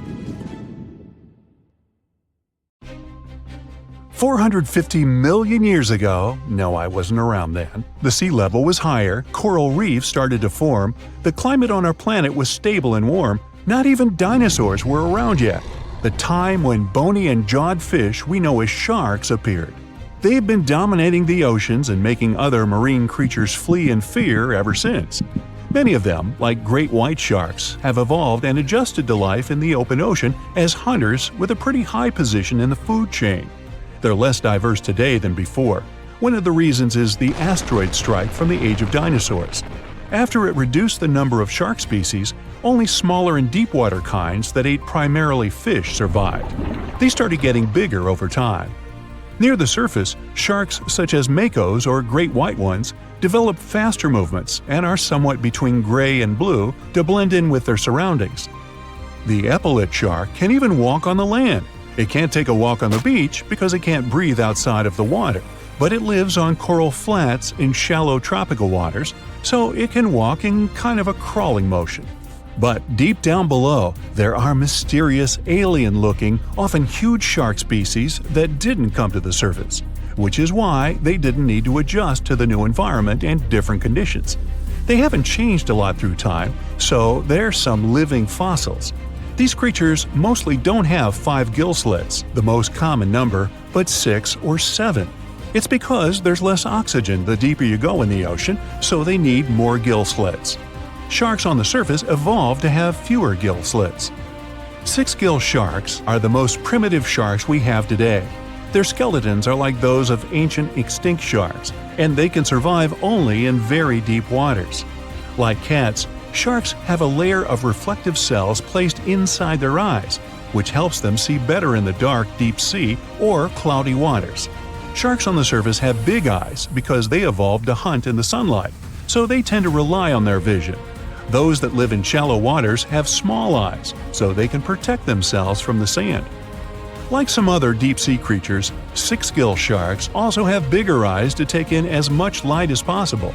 They have more light-sensing rods, but don't distinguish colors that well.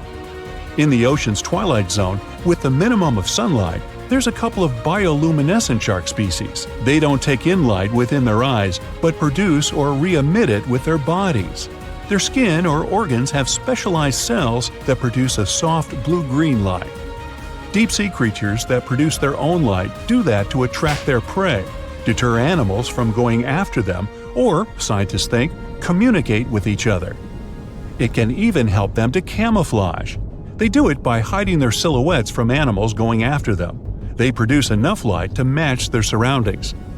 The biggest luminous underwater creature is the kitefin shark, found swimming 980 feet below sea level, preying on groundfish or smaller sharks. It can grow almost 6 feet long and lives 3,200 feet below sea level. Deep-sea sharks are also bigger than those on the surface. The Greenland shark can grow up to 24 feet long, bigger than a great white. There's a thing called deep-sea gigantism. Creatures in nutrient-poor depths of the ocean grow bigger because, that way, they lose less energy as heat. The Greenland shark lives its life in slow motion. It has a slow metabolism and can go very long periods without food. With their slow pace, they evolved to live up to 500 years at depths of 7,200 feet. Sharks in shallow waters catch their prey relying on agility and speed, but for them, it's easier because there's plenty of food on the surface.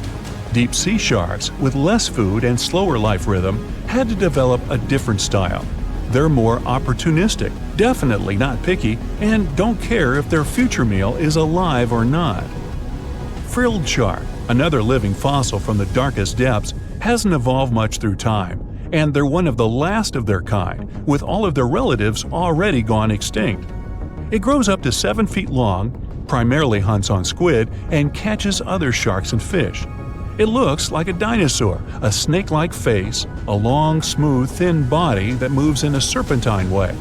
It can propel itself with the power of its tail and curl like snakes. They don't swim in a straight line like other sharks. Cookie cutter shark grows up to 20 inches. It got the name because of the way it feeds, biting off small pieces. It's a parasite creature, which means it feeds off bigger animals but leaves them alive. They have sharp teeth and sometimes even swallow those that fall off on purpose. Some researchers think it could be because they live in the depths that are nutrient poor. If they swallow the teeth, they could recycle calcium and other material from it. Prickly shark is a rare and unusual creature with many thorn-like denticles and 2 small dorsal fins. It lives mostly in the depths of the Pacific region up to 1,900 feet. Ghost sharks are not even real sharks, but fish closely related to them and rays. They have big pectoral and pelvic fins, 2 dorsal fins, pretty big eyes, and unlike their cousins, have a single external gill opening. Ghost sharks have slender tails and can grow up to 80 inches, silver to blackish color. They sometimes live in rivers and coastal waters, but also in the depths of the ocean of 8,200 feet or even deeper. They are pretty weak swimmers, so they tend to feed on invertebrates and small fish. Goblin sharks. Swimming through the deep sea, this creepy shark with a flabby body suddenly sees a small, innocent squid. It goes toward it, but the potential snack notices it and quickly starts moving to dart away. It seems like the plan could work at first, but then the shark suddenly thrusts the jaw of its mouth and catches the poor little squid in a second. After the meal is finished, the animal simply fits the jaw back into the mouth and goes away as if nothing happened. This is possible because it has a jaw connected to 3-inch-long flaps of skin, which is why it can unfold from the snout. It can grow up to 12 feet long with a weight of 460 pounds. Scientists think goblin sharks are mostly active in the morning and evening. The shark has a long, prominent snout and specific sensing organs on it. It uses them to sense electrical fields in the dark oceanic depths. Seven-gill shark is a big cow shark, brown to silver-gray on top, white underneath, black and white spots, with a thick body, a small dorsal fin, and a wide, blunt snout. It can grow up to 10 feet long, mostly lives in the depth of 1,870 feet, but you can also find it in deep channels and bays. It can be aggressive toward humans if provoked, so don't. Like most deep-sea creatures, it's an opportunistic hunter that's not quite picky but likes to go after dolphins, seals, porpoises, and other marine animals. Megamouth sharks mostly live in the depths of 15,000 feet and spend most of their time in the dark, like me. Scientists discovered it in 1976 because it went near the surface at night to feed on zooplankton. That's the only time these sharks go there. During the day, they return to their quiet, dark, and mysterious depths. They are filter feeders, which means they keep their mouths wide open while swimming, so they filter the planktons they like to eat.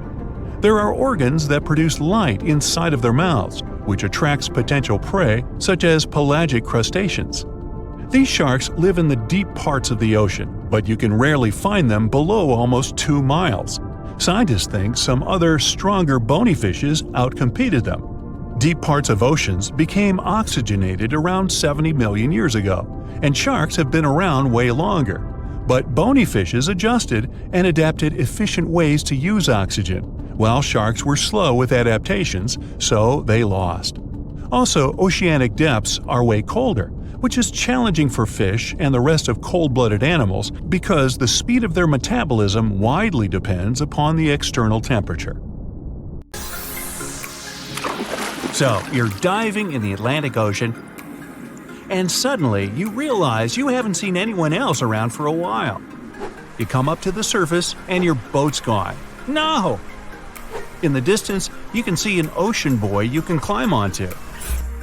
You scramble to safety and look out at the open ocean around you. There's nothing but blue in every direction, except something large moving in the water grabs your attention. A dorsal fin breaks through the surface. It's all over! It's a great big shit. Wait a minute. It just rolled onto its side. Oh, it's not a shark at all. You just encountered the heaviest bonefish in the world, the sunfish.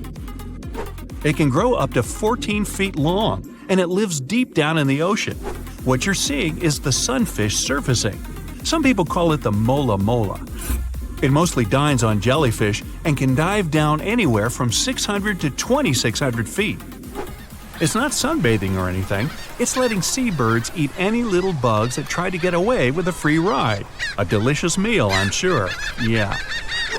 The sunfish is so large and heavy, it's extremely difficult for scientists to study it, especially when it swims down so deep. The mola mola, just like the jellyfish, is not even a fish. It's a plankton. It's kind of a laid-back creature that drifts with the current rather than swimming against it like normal fish. The sheep's head fish lives around the Gulf of Mexico and off the West Atlantic. It lives quite far down from the surface, and I hope it stays down there. Its teeth help snag its favorite food, shellfish.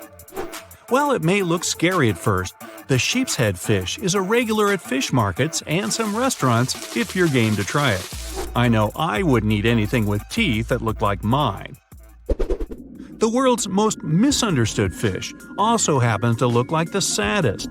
The blobfish lives deep down off the coasts of Australia and New Zealand. It's considered one of the strangest creatures ever caught, and for good reason. This fish just isn't made for the surface. It looks like a melting pile of goo, with a frown. One thing we know about deep-sea fish is that we don't know anything about what really goes on down there. So, you make it to dry land and you hear a deep grumbling sound coming from the muddy sand nearby. Some strange eel-like animals are moving around. They might be cute, but picking one up might be a big mistake. They might mistake your finger for a nice mid-afternoon snack. The giant mud skipper lives throughout Southeast Asia and surprisingly can outrun a human if needed for a little while at least. They love muddy water, so they mostly hang out near shorelines. What makes these fish unique is that they spend most of their time out of the water. Although they only grow to about 1 foot long, they can jump about 2 feet. The walking trees of the Amazon are one of the biggest secrets of the forest. You head over there. These trees aren't walking around with legs like you or me, but they're still able to move about 60 feet every year or two. What happens is that new roots search for sunlight while the old roots leave the soil, one root in front of the other. Their movements are incredibly slow. You won't be able to sit there and watch them strut their stuff. But if you've got nothing but time on your hands, you'll notice the trees shifting week by week, trying to find the best possible light. You're walking in the West African jungle, whistling away. You pick up a small stick to get rid of some spider webs in your path. It's all good until you realize that stick is tickling your hand and bending. Lucky for you, you just picked up a giant African millipede. They grow to about 1 foot long, so they kind of look like a small snake. That tickling you feel is their 250 legs wiggling around. These millipedes are part of the same family as crabs and spiders, but they only really eat plants and fallen leaves. You pop over to Nevada for a nice walk. Hey, why not? It's way too hot, so you decide to jump into that nice pool of water you just found. The only problem? This place is way off limits, and swimming definitely isn't allowed. Why? Because of what could be the rarest fish in the world, the pupfish. They only grow about 1 inch long, and they only live here. They're precious and protected fish, so read the signs and don't even think about going swimming anywhere near them. The pupfish's backyard pool has another claim to fame. It's an earthquake indicator. When there's an earthquake, say in Indonesia, Japan, or China, waves start popping up right there in Nevada. You wouldn't be wrong for wanting to get your eyes checked if you saw this little guy sniffing around. The star-nosed mole is one of the weirdest creatures anywhere. Each one of the feelers on its nose help the almost blind mole find its food. Its nose is so sensitive, it can feel 5 times more than a human hand. That's not all. Star-nosed moles are also the world's fastest eaters. Wow, faster than me. They can even smell around for food underwater. Is there anything this mole can't do? Tardigrades, or as they're sometimes called, water bears, are one of the most interesting creatures on the planet, and also the craziest. These microscopic animals are the toughest creatures on Earth. How tough, you ask? Well, you can find them in the deepest parts of the ocean, high up on mountaintops, in volcanoes, rainforests, and even Antarctica. They're also the first animals to survive exposure to outer space. They can sleep for thousands of years without any food or water, and then get up and walk it off like it was nothing. The water bear could rule the planet, if only it was a little bigger. The blue glaucus looks something like out of a sci-fi movie. But no, this little animal is the weird uncle of the sea slug family, and you definitely don't want to pick it up. It blends perfectly into the ocean waves as it floats on the surface. The glaucus's bright shade of blue helps it melt into its background, but that's not what makes it special. Its sting is quite potent and not very pleasant, but the glaucus doesn't even produce its own venom. It just steals it off of other venomous water creatures. Not bad for something that's only an inch long. How about a delicious coconut? You need to regroup after seeing so many weird animals. Luckily, a coconut just fell from that tree, although something else fell as well. It seems like this coconut's already got an owner. Coconut crabs find coconuts on the floor and rip off that hairy brown stuff that's all over them. Then they grab the coconut with a claw and climb up a tree. From there, they chuck it down to the ground to open it up. So the crab's up there and its lunch is down on the ground. No problem. Coconut crabs love to jump from trees and can land unharmed from a 15-foot fall. This is one crab you wouldn't want to try to catch with your hands. The coconut crab's claw is the strongest of all crustaceans. If it can bust through a coconut, yeah. By now, you've seen your share of crazy, but no one is prepared for the hagfish. This fish looks like an eel, but with one extra superpower: slime. Less than a teaspoon of slime, when combined with water, can multiply up to 10,000 times. Once the hagfish oozes out its slime, nothing can get close. And what if some of the slime gets in its own nose? It learned to sneeze it out. They're also boneless and made entirely out of cartilage. Last one for today, introducing the purple frog. Not a very exciting name, I know. The purple frog is a strange-looking frog species. It looks like it just ate way too much, and it's got a nose like no other. What makes this creature even stranger is that it lives underground, and I don't mean just for a short while. The purple frog only comes out of its hole for 2 weeks a year. It mainly eats termites it finds underground, so why would it bother coming up to the surface at all? The hammerhead has an incredible 360-degree vision that's called binocular. This creature's eyes are tilted forward and their field of vision overlaps. The wobbegong means shaggy beard in an Australian Aboriginal language, and just one look at this underwater inhabitant can explain the name choice. The viper dogfish knows how to create its own light in the deep ocean pitch-dark waters. The animal has needle-like teeth and extendable jaws. This allows it to feed on prey half its size. Now, at first sight, all these creatures have nothing in common whatsoever, but in reality, all of them are sharks. There are more than 500 shark species in the world, and lots of them don't look as if they're related. The most fearsome predators in the ocean, sharks have been around for more than 400 million years. They have adapted to all kinds of tough conditions. Now, some of them can live in freshwater, rivers, and lakes. These creatures vary in size, from as small as a human hand to 40-foot-long whale sharks. Now, most people would probably feel more comfortable without sharks lurking in the ocean depths. But few of them know that the disappearance of sharks would turn into a disaster for our planet.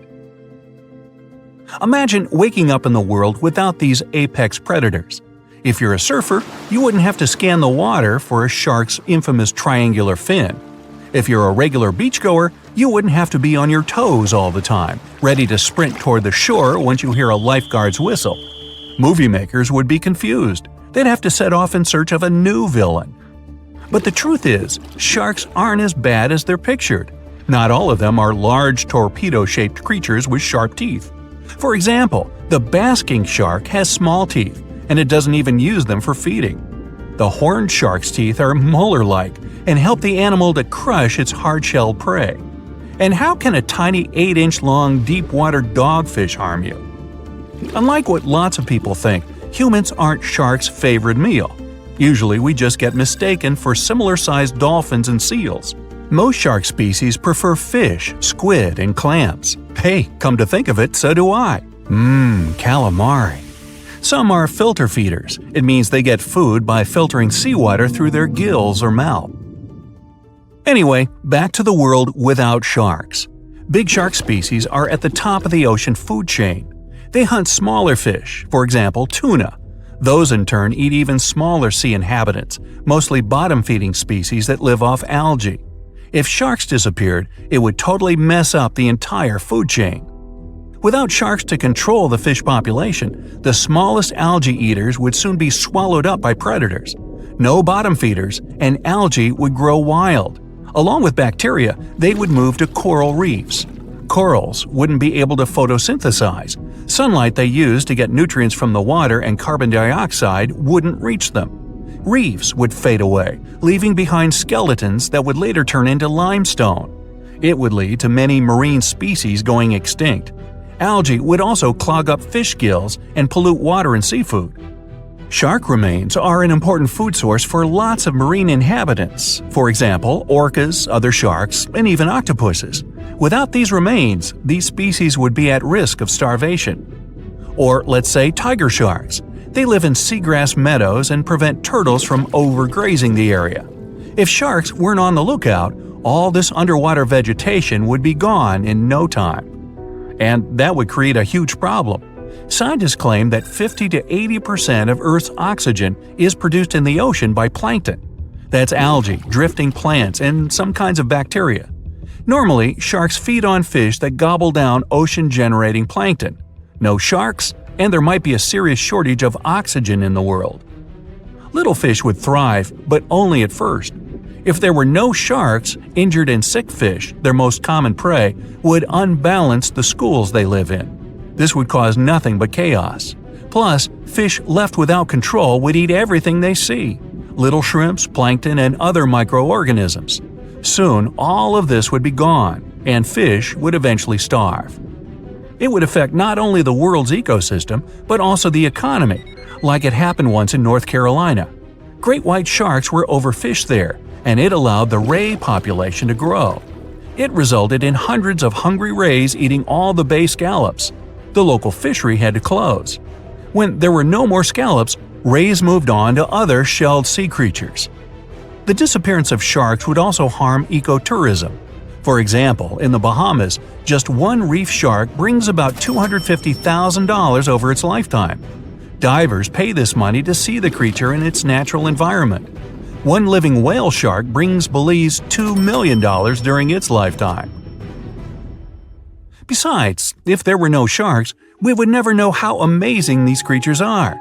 See for yourself. Sharks don't have bones. Their skeletons are made of cartilage, just like some parts of your ears and your nose tip. Cartilage is way lighter than real bones. Plus, sharks' liver are filled with oils. That's what helps them to be so buoyant. From afar, sharks' skin may seem to be as smooth as that of dolphins, but in reality, it resembles sandpaper. It's made up of teeny teeth-like scales. They point toward the tail and reduce water friction when sharks swim. Even though sharks don't have bones, their bodies can fossilize. As these predators age, they store calcium in their skeletons to make them stronger. That's why million-year-old shark jaws feel as heavy and solid as bones. Sharks have small black spots near their eyes, nose, and mouth. They allow these animals to sense electromagnetic fields and temperature changes in the ocean. Most shark species have an amazing night vision. Even cooler, they can see colors. They have special reflective tissue at the back of their eyes, which helps them see perfectly with little light. Now, you might be able to tell a shark's age by counting the rings on its vertebrae. Each vertebra has pairs of semi-transparent and non-transparent bands. If a vertebra has 10 band pairs, the shark is 10 years old. Such a count is not always correct, but still. The great white shark's bite is no joke. A 21-foot-long creature can produce a force of more than 4,000 pounds per 1 square inch. It means the fish's jaws are 4 times more powerful than those of a lion or tiger.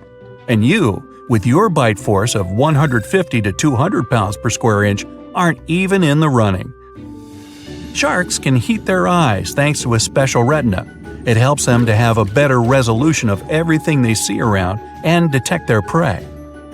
Some bottom-dwelling shark species, for example nurse or angel sharks, have a special opening behind their eyes. It supplies oxygen directly to their brain and eyes. Sharks use this organ when they're resting at the seafloor or eating. But most shark species have to swim all the time to pump water over their gills.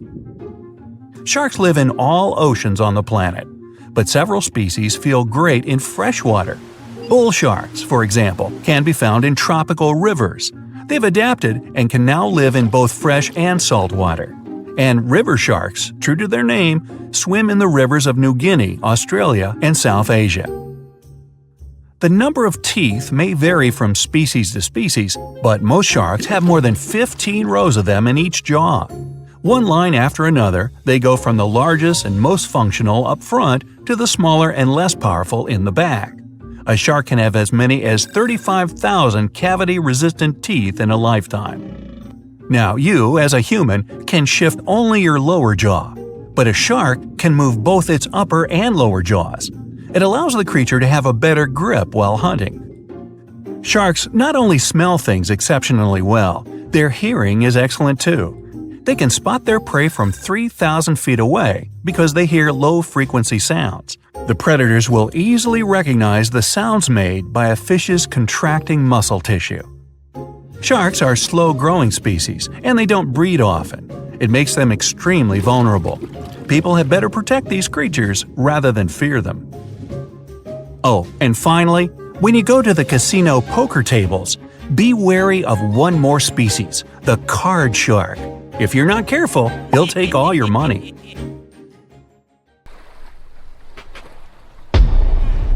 Many terrifying animals live deep beyond the waves, like this vampire squid living 3,000 feet below the surface in almost complete darkness. This animal has a cloak, like a vampire's. That's why it's called the vampire squid. Deep down at the bottom, it can't use ink to defend itself. So this animal has developed an unusual tactic. It glows slightly to scare away predators. If this tactic fails, the vampire squid can turn its body inside out, revealing tiny spikes. When you translate its scientific name, Vampiroteuthis infernalis, it literally means vampire squid from the nether. Despite its terrifying looks, it's a harmless ocean animal. This previous creature was not from space, but this object definitely is. Before Elon Musk found a way to reuse rockets, NASA would simply drop old ones after launching astronauts into space, most of the time in the ocean or deserts. In 2012, Jeff Bezos launched a mission to find the Apollo 11 rocket. They found it by using sonar, but it was in terrible condition. It was sitting on the bottom of the ocean, not far from the predicted site. They were able to rescue the engine and reconstruct 2 of them. The most famous lost city is Atlantis, but sadly, we still haven't discovered it. However, Heraklion was also just a myth until one British pilot saw something that looked like a city while flying over the Mediterranean Sea. He reported it, and 60 years later, a group of divers went there. They were shocked when they found an entire city underwater. It was loaded with artifacts that could tell us a lot about the history of the place. Now it's one of the best underwater archaeological sites in the world. It's believed that the rising sea caused the whole city to go underwater. The Titanic sank in 1912. The wreck was claimed to be officially discovered 74 years later. In reality, though, a fisherman found the Titanic 8 years earlier while fishing in the Atlantic Ocean. He was pulling out his net when he spotted a head stuck in it. Luckily, it was just a doll's head. Years later, after the fisher had passed away, his son sold the doll to a doll collector. She did a lot of digging and research on every person who had a porcelain toy on the Titanic. She found the owner of the doll. Ava Hart was on the Titanic and had a doll with her. Ava survived the catastrophe by a miracle, but her toy didn't. Hart even wrote about the doll in her journal, and every detail matched the toy found by the fisherman. The tripod fish lives deep in the abyssal zone, around 20,000 feet below the surface. It's adapted to such immense depths and uses its tripod fins to stay still on the bottom. This creature doesn't have big eyes, but even if it did, these eyes would be useless in the darkness. Instead, the tripod fish uses its fins like antennas to detect any movement in the water. This creature doesn't have much luck when it comes to its love life, so it had to develop unique tactics to reproduce. One fish can be both male and female. The next bizarre creature is the lizardfish. It has tons of razor-sharp teeth, a huge mouth, and really big eyes, which it uses for hunting. All this makes the animal look freaky. The lizardfish lives at depths of around 11,000 feet in the midnight zone, where there is zero light. This freak of nature basically eats everything it can fit inside its mouth, from small fish to other lizardfish. On the other hand, when they see other reptile fish, they probably fall in love instead, because finding mates at those depths is not an easy task.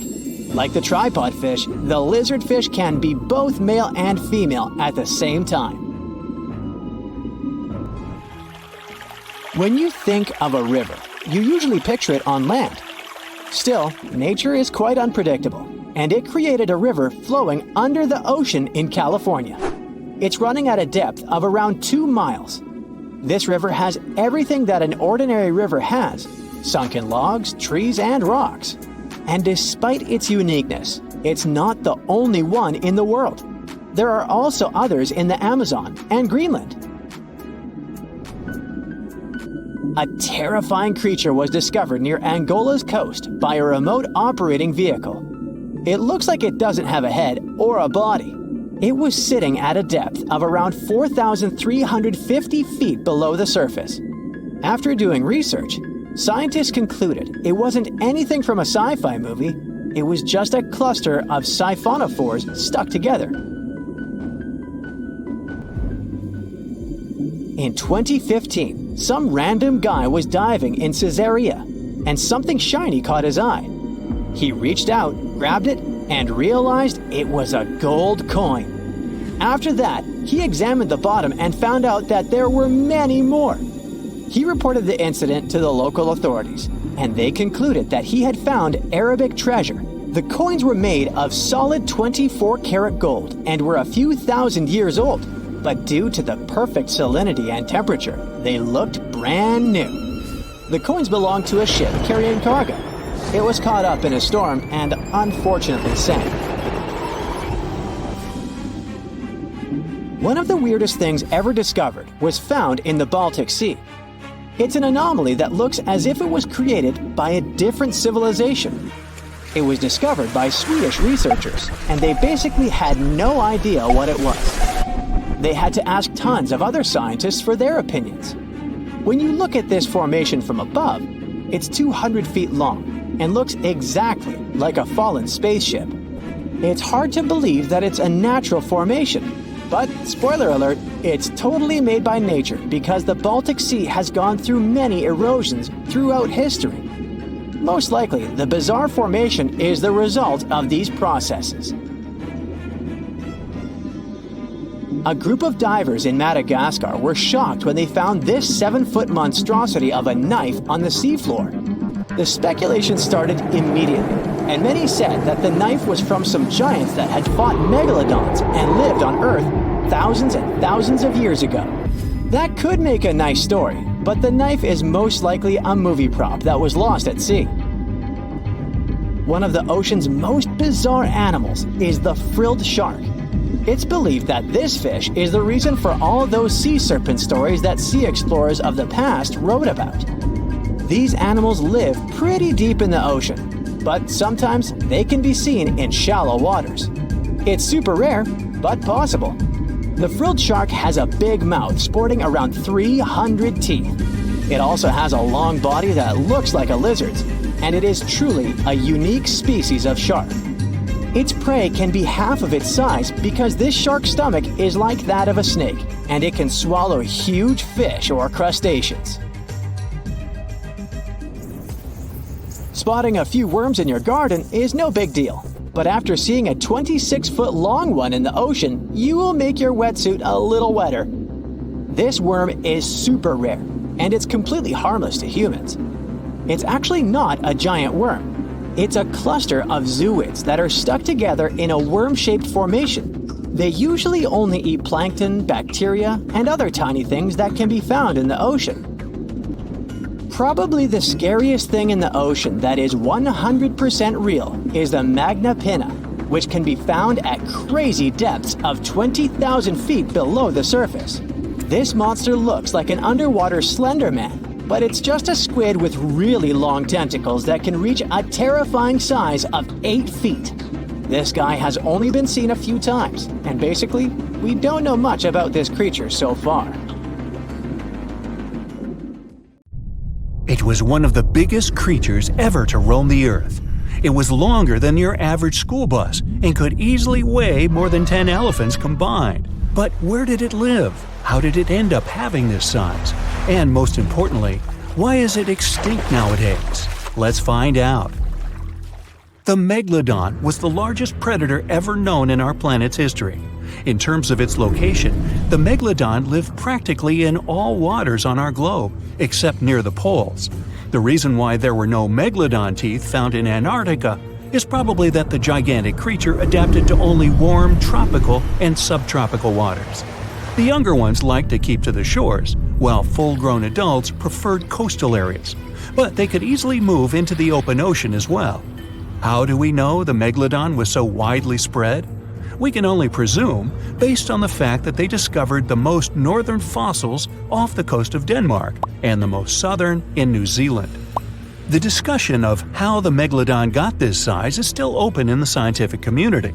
They recently found out that not all the specimens from this fascinating species reach the same huge size. This has to do with a little something called the Bergmann's Rule, which says that the temperature of the surrounding environment affects the animal's body size because they either need to conserve or shed heat. The megalodons that reach cooler waters probably needed more body weight to make sure they survived in low temperatures. On the contrary, those living in warmer waters had to be smaller to avoid burning up. But what did this enormous fish look like? Most modern depictions show the megalodon resembling an enormous great white shark. But well, it seems it may not necessarily be correct. The megalodon likely had a much shorter nose and a flatter jaw that looked almost squashed when compared with a great white shark. It also seems to have something in common with the modern blue shark: extra-long pectoral fins. They needed these to support their weight and size while navigating the planet's waters. Lastly, the lady megalodons, seem to have been about twice as large as the gentlemen. As for their offspring, even a small megalodon was enormous, at least 6.5 feet from nose to tail. How do we know that? Because specialists have stumbled upon megalodon nursery habitats in Panama, Maryland, the Canary Islands, and Florida. Even the piles of used diapers were enormous. Nah, not really. Surely the scariest aspect of the megalodon's looks was its mouth. I mean, think about it. Megalodon had whales for dinner, so it obviously needed to open its mouth wide enough. Scientists have estimated that its jaw would span a mind-boggling size, 9 by 11 feet wide. Just to paint you a better picture, that means it could have easily gulped down 2 adult people side by side. Wait, which 2 adults? Those impressive jaws also feature 276 teeth.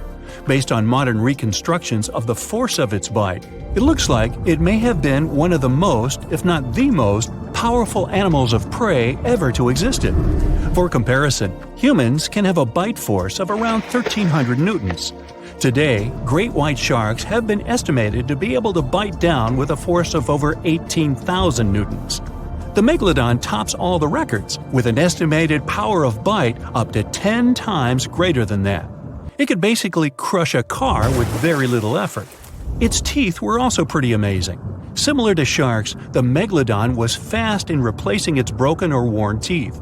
With 4 or 5 rows of teeth in its mouth, it basically acted like a conveyor belt, growing back damaged or missing teeth within about 48 hours. This means that an adult megalodon probably would have grown several thousand teeth throughout its lifetime. It was nice of them to do that, though, since it's probably one of the reasons why megalodon teeth are so common in fossil records, and we're able to study them properly. To maintain its impressive physique, the megalodon had to eat somewhere around 2,500 pounds of food per day. Can't wrap your head around that? Well, it was the equivalent of 1.25 cows per day to survive. It's like if you had to eat 3,300 cans of tuna every day. I've used the word megalodon a lot, but have I mentioned where it comes from? When translated from Greek, it means giant tooth. Ah, those clever Greeks. However, this giant shark's full scientific name is a bit more complicated: Carcharocles megalodon. But are these gigantic predators actually extinct? We tend to believe so, but let's be honest for a second. We've come to know more about the surface of Mars than the depths of our oceans. Like, we've only explored 15% of our oceans altogether. Who knows what may be lying out there in the deep? Maybe some ancient predators? The Mariana Trench is the deepest oceanic trench on Earth. The Challenger Deep, its deepest part, is so deep that you could dip the whole of Mount Everest in there and it would still be over a mile above the surface. That's deep. If a megalodon or two ever needed a place to crash, that would be a discreet enough location. However, the Mariana Trench is not a particularly comfy place to be in. Because it's cold and steeped in total darkness and all. The temperatures here are around 36 degrees Fahrenheit all year round. And to top it all off, the pressure is 1,000 times stronger than at sea level. So it's safe to assume that if any megalodon is hiding in here, its teeth and bones might not be looking so good. Because of the intense pressure here in the Mariana Trench, proteins and calcium start to dissolve and disintegrate. That's why, for example, the Haddell snailfish, the deepest dwelling fish we've discovered, has evolved to feature flexible cartilage instead of bones. To survive here, the megalodon would also need to learn to navigate in complete darkness. That means it would have to either become luminescent or evolve to grow massive eyes like the giant squid. While it may sound like an intriguing and good idea for a movie script, most scientists don't think it's possible. Why? Well, most of them say it's because of the megalodon's size. Most foods that megalodons like to eat live in shallow ocean areas and not in the deep, deep sea. Specialists believe that if these animals were actually still roaming our waters, there's no way we wouldn't know about it. They would need to come up for dinner every now and then, right? Their food is also the most likely cause of why the megalodon is not alive anymore. While some specialists believe the megalodon became extinct because of a drop in the ocean water temperature, most scientists suggested that the shifting food chain dynamics may have been more to blame. Why? Because at some point, there was less and less of its primary food source, baleen whales, and at the same time, the numbers of its natural competitors, like smaller predatory sharks like the great white shark and whales, increased. The megalodon did live on this planet a lot more than we did, and way back when we didn't even exist yet. They were here for nearly 70 times longer than we, modern humans, have, inhabiting the oceans for around 20 million years. Homo sapiens appeared around 300,000 years ago. The megalodon managed to survive for so long mostly because of its unbeatable size. I mean, they can make a meal out of almost everything in the sea at the time. We may think about both of them as prehistoric creatures, but the megalodons and the dinosaurs never coexisted on Earth. The dinosaurs probably died out about 66 million years ago. Megalodons seem to have appeared a bit later. That's because the oldest megalodon fossils we have yet discovered are from the Miocene epoch, which began 23 million years ago. So long, Meg!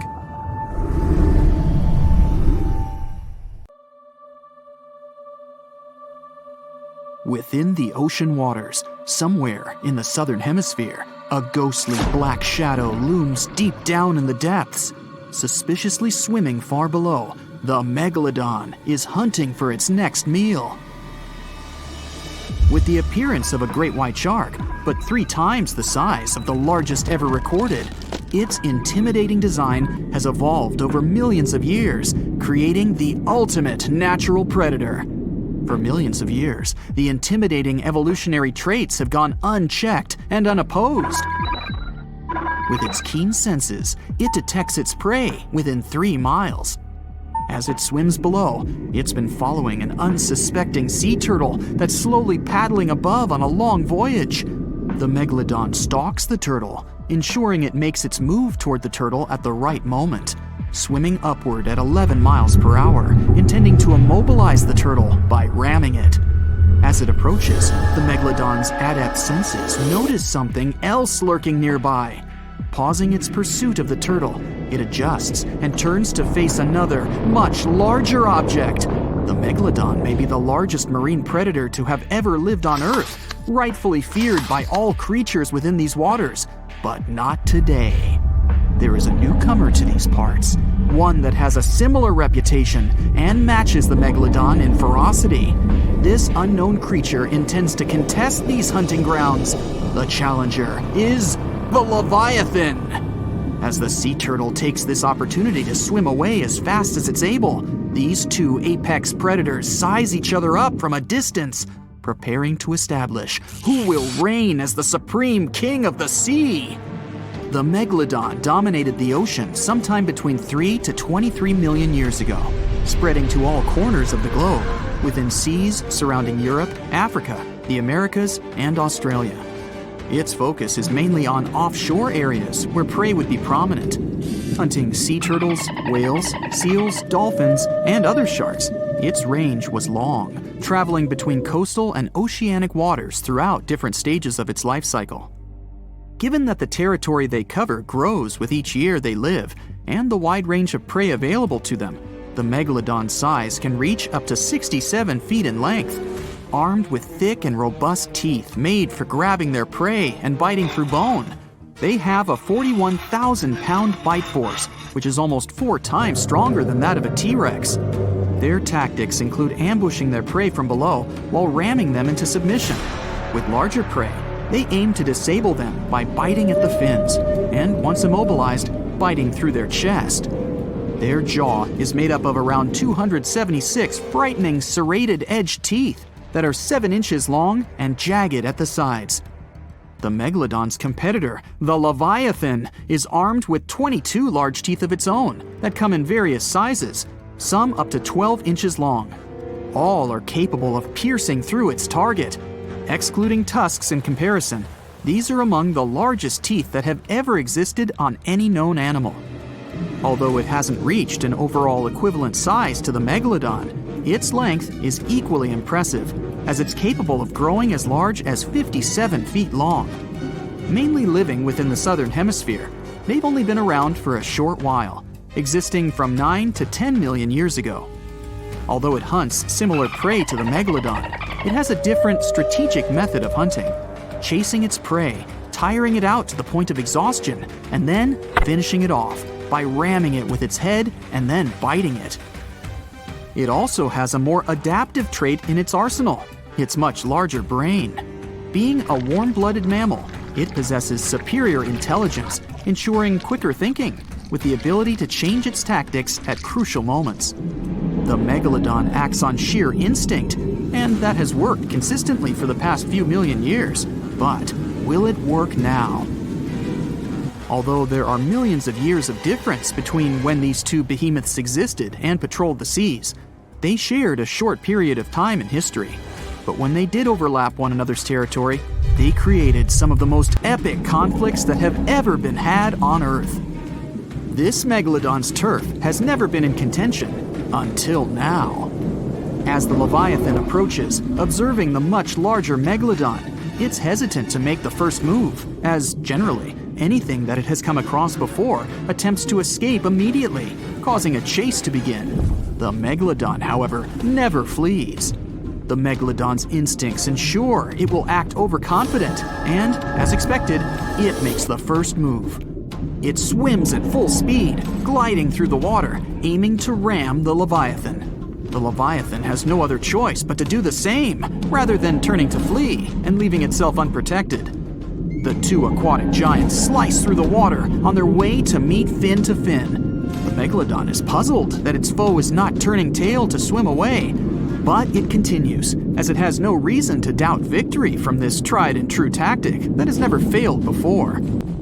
As the Megalodon approaches, it quickly turns to swim downward. It's faster and more agile than its opponent. It maneuvers below, gaining some distance. The Leviathan moves much slower and is unable to turn in time as the Megalodon veers upward and rams it on its soft underbelly, attempting to force it into submission. There is little effect due to its size, and the Leviathan continues to turn, but it's far too slow as it attempts to bite with a desperate hope to grasp its attacker with its powerful jaws. The Megalodon easily swims away from its toothy trap, quickly retaliating by taking aim at the tail and fins, chipping away at little pieces as it bites, then quickly retreats, continuing this routine over and over, trying to disable the Leviathan's defenses. This tactic is effective, but it's taxing on the Megalodon as it's running out of energy. Still, it pushes hard to try and finish the hunt, using all the energy at its disposal, expecting that the struggle will not go on much longer. The Leviathan is outmatched. The speed of its combatant is far superior, and the constant chipping away at the fins and tail is becoming too costly. Upon realizing its abilities are surpassed and that it's helpless to resist the constant array of attacks, it attempts to swim away, maneuvering as it flees, desperately trying to obtain some distance from its aggressor.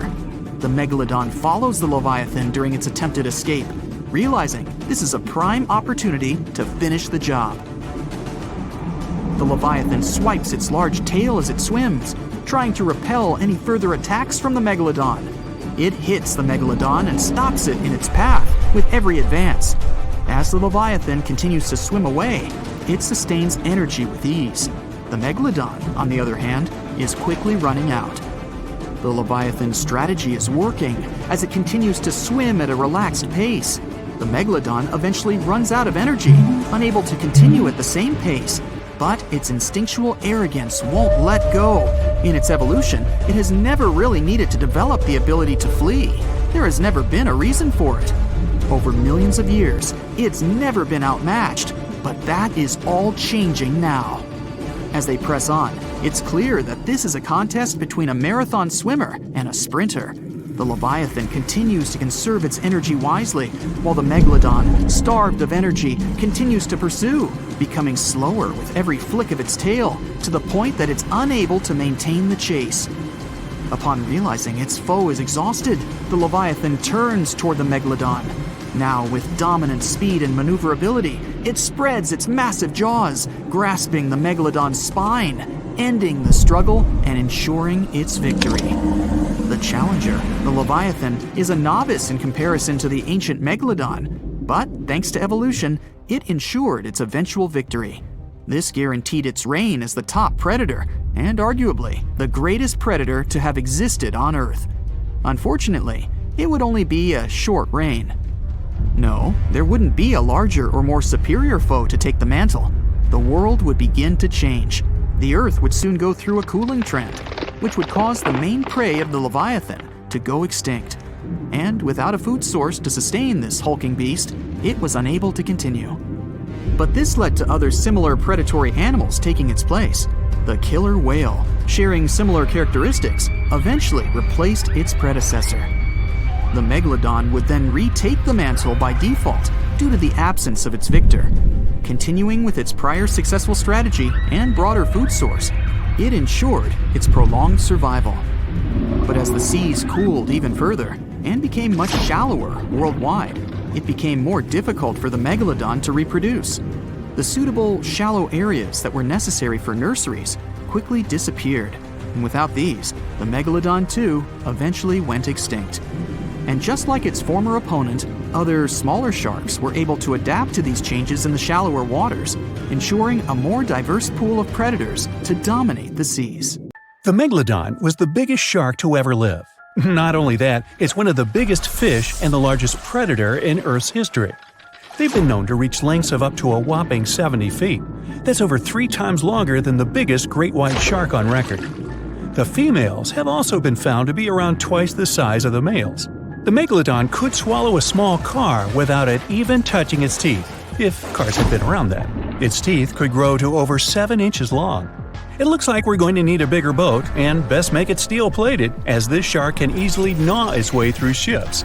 The underwater terror could bite a ship clean in half, with the highest bite force ever calculated for any animal, living or extinct. The force of its ferocious bite was up to 40,000 pounds. That's around 108,000 times the strength of a human's and 10 times the force of a modern crocodile's bite. Its chomp is so strong that it makes the T-Rex's bite look about as powerful as my granny's after she's taken her dentures out. In fact, the Meg was so big and powerful that it had no natural predators.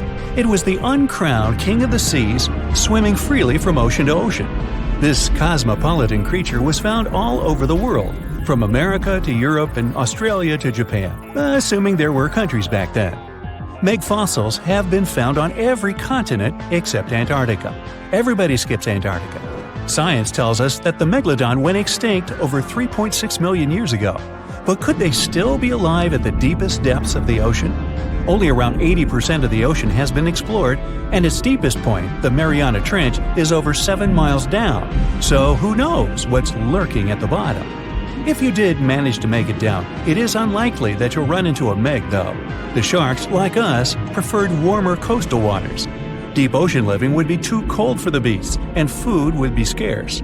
Their entire bodies would also have to evolve to avoid being squished by the enormous water pressure down there. It's unlikely they're still around, but not impossible. Some good news, if you do run into one, is that the shark is pretty unlikely to eat you.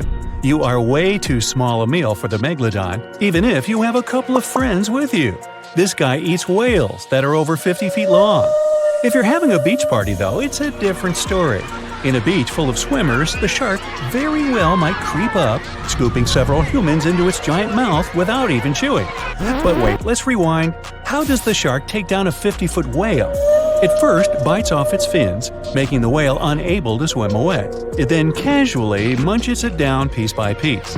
Because of their size, sharks had to consume over a ton of food every single day just to sustain themselves, like me. All that food made the Megalodon extremely heavy.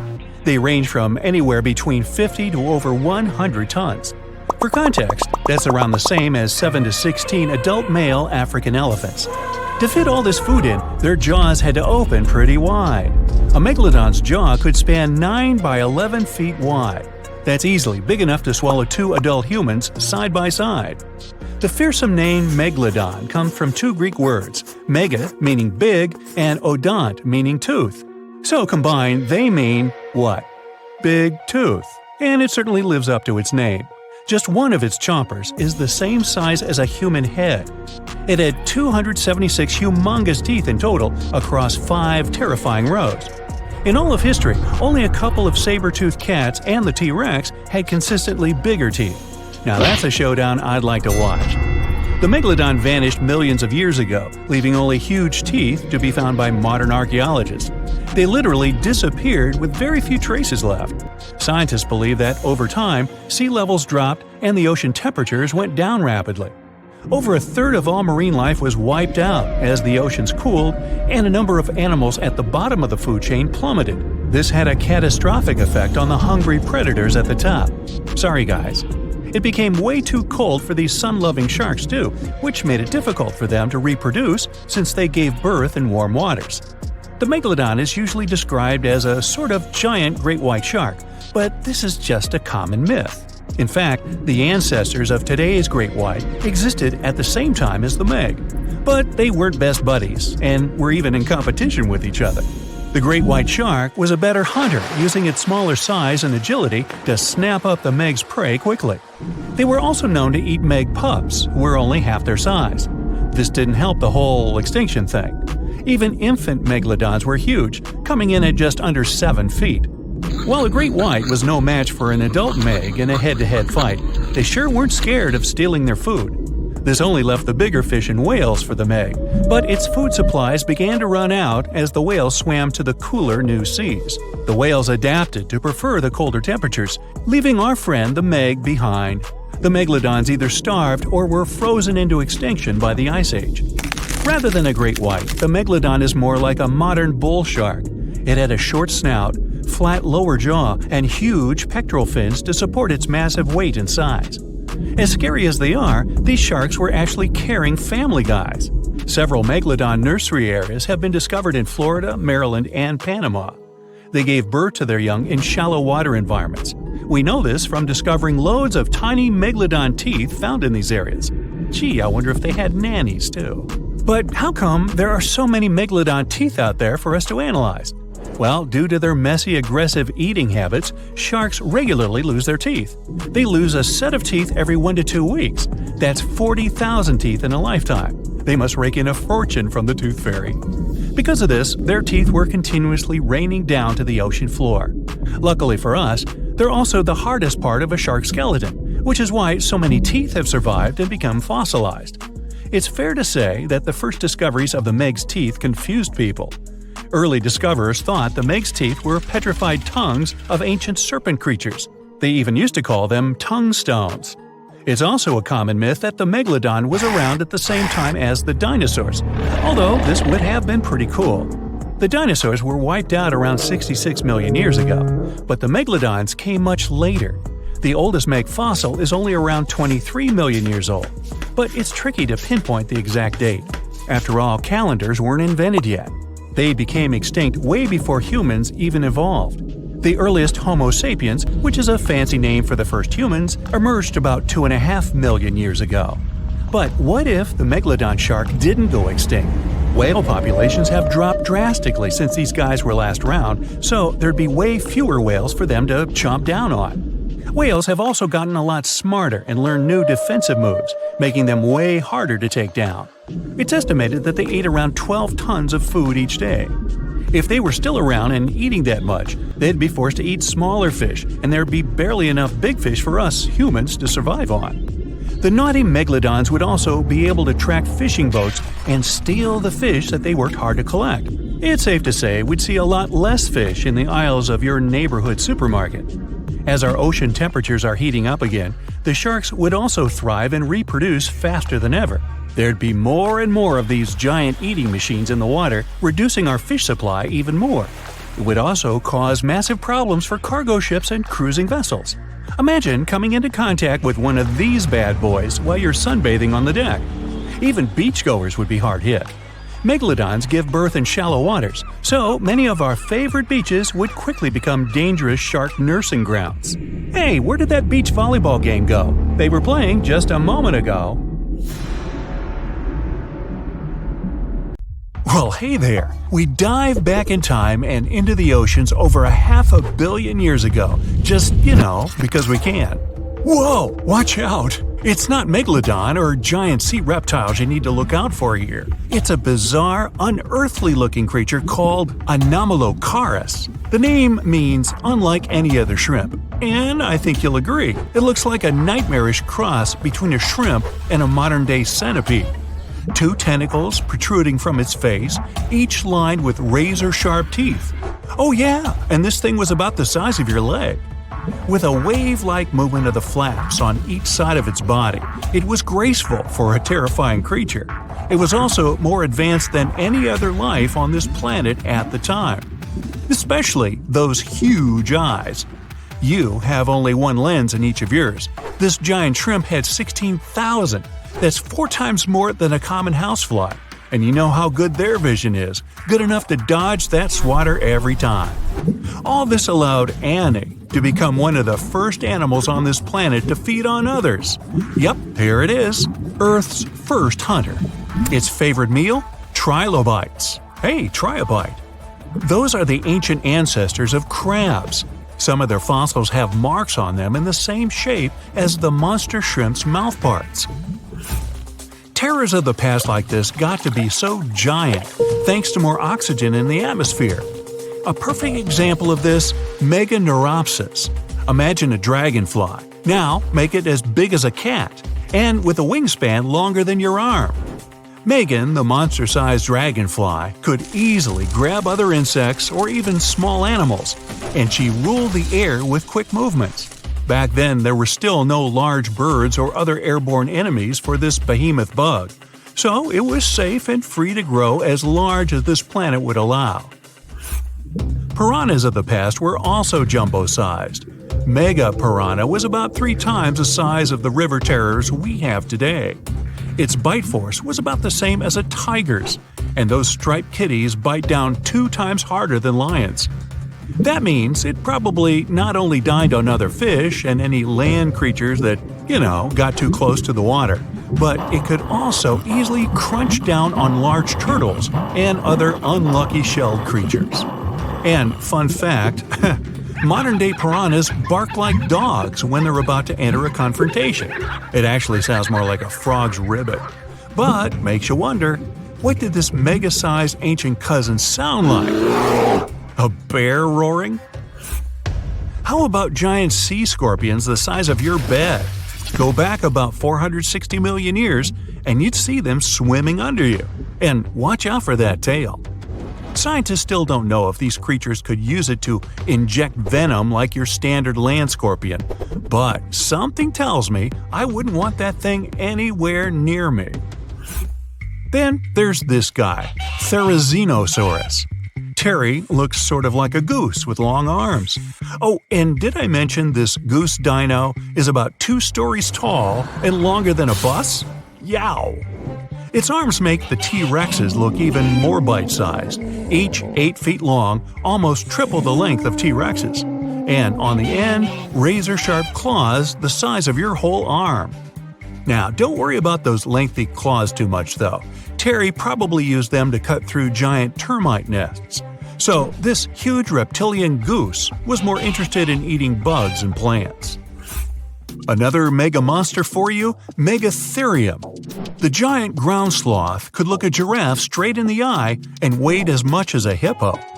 It moved mainly on its hind legs and used its massive tail as support. He had huge paws with colossal knife-sized claws. The sloth could use them to defend itself from enemies and to bend tree branches in search of food. But the biggest danger to the giant ground sloth wasn't dinosaurs or saber-toothed tigers, it was our own species. Yep, humans showed up just in time to meet this fellow, and to, eat him up. Titanoboa was a terrifying 50-foot snake, as long as the great Megalodon itself. It was also more than 2 times heavier than the heavyweight champion among snakes today, the green anaconda. Crocodiles were a regular on this serpent's menu. Titanoboa could swim 3 times faster than the fastest Olympic swimmer our species has ever seen. It was quicker and more dangerous in the water than outside it. And don't forget the boa part of its name. This massive snake wasn't venomous. Instead, it liked to squeeze. Remember that giant shrimp from earlier? Well, Opabenia looks like its teeny-tiny finger-sized cousin. And instead of 2 toothy tentacles, this thing had a vacuum hose coming out of its face. On the end of that trunk, what looks like a single crab claw. Add 5 eyes and a mouth under its head, and you've got a recipe for something not of this planet. Only it is.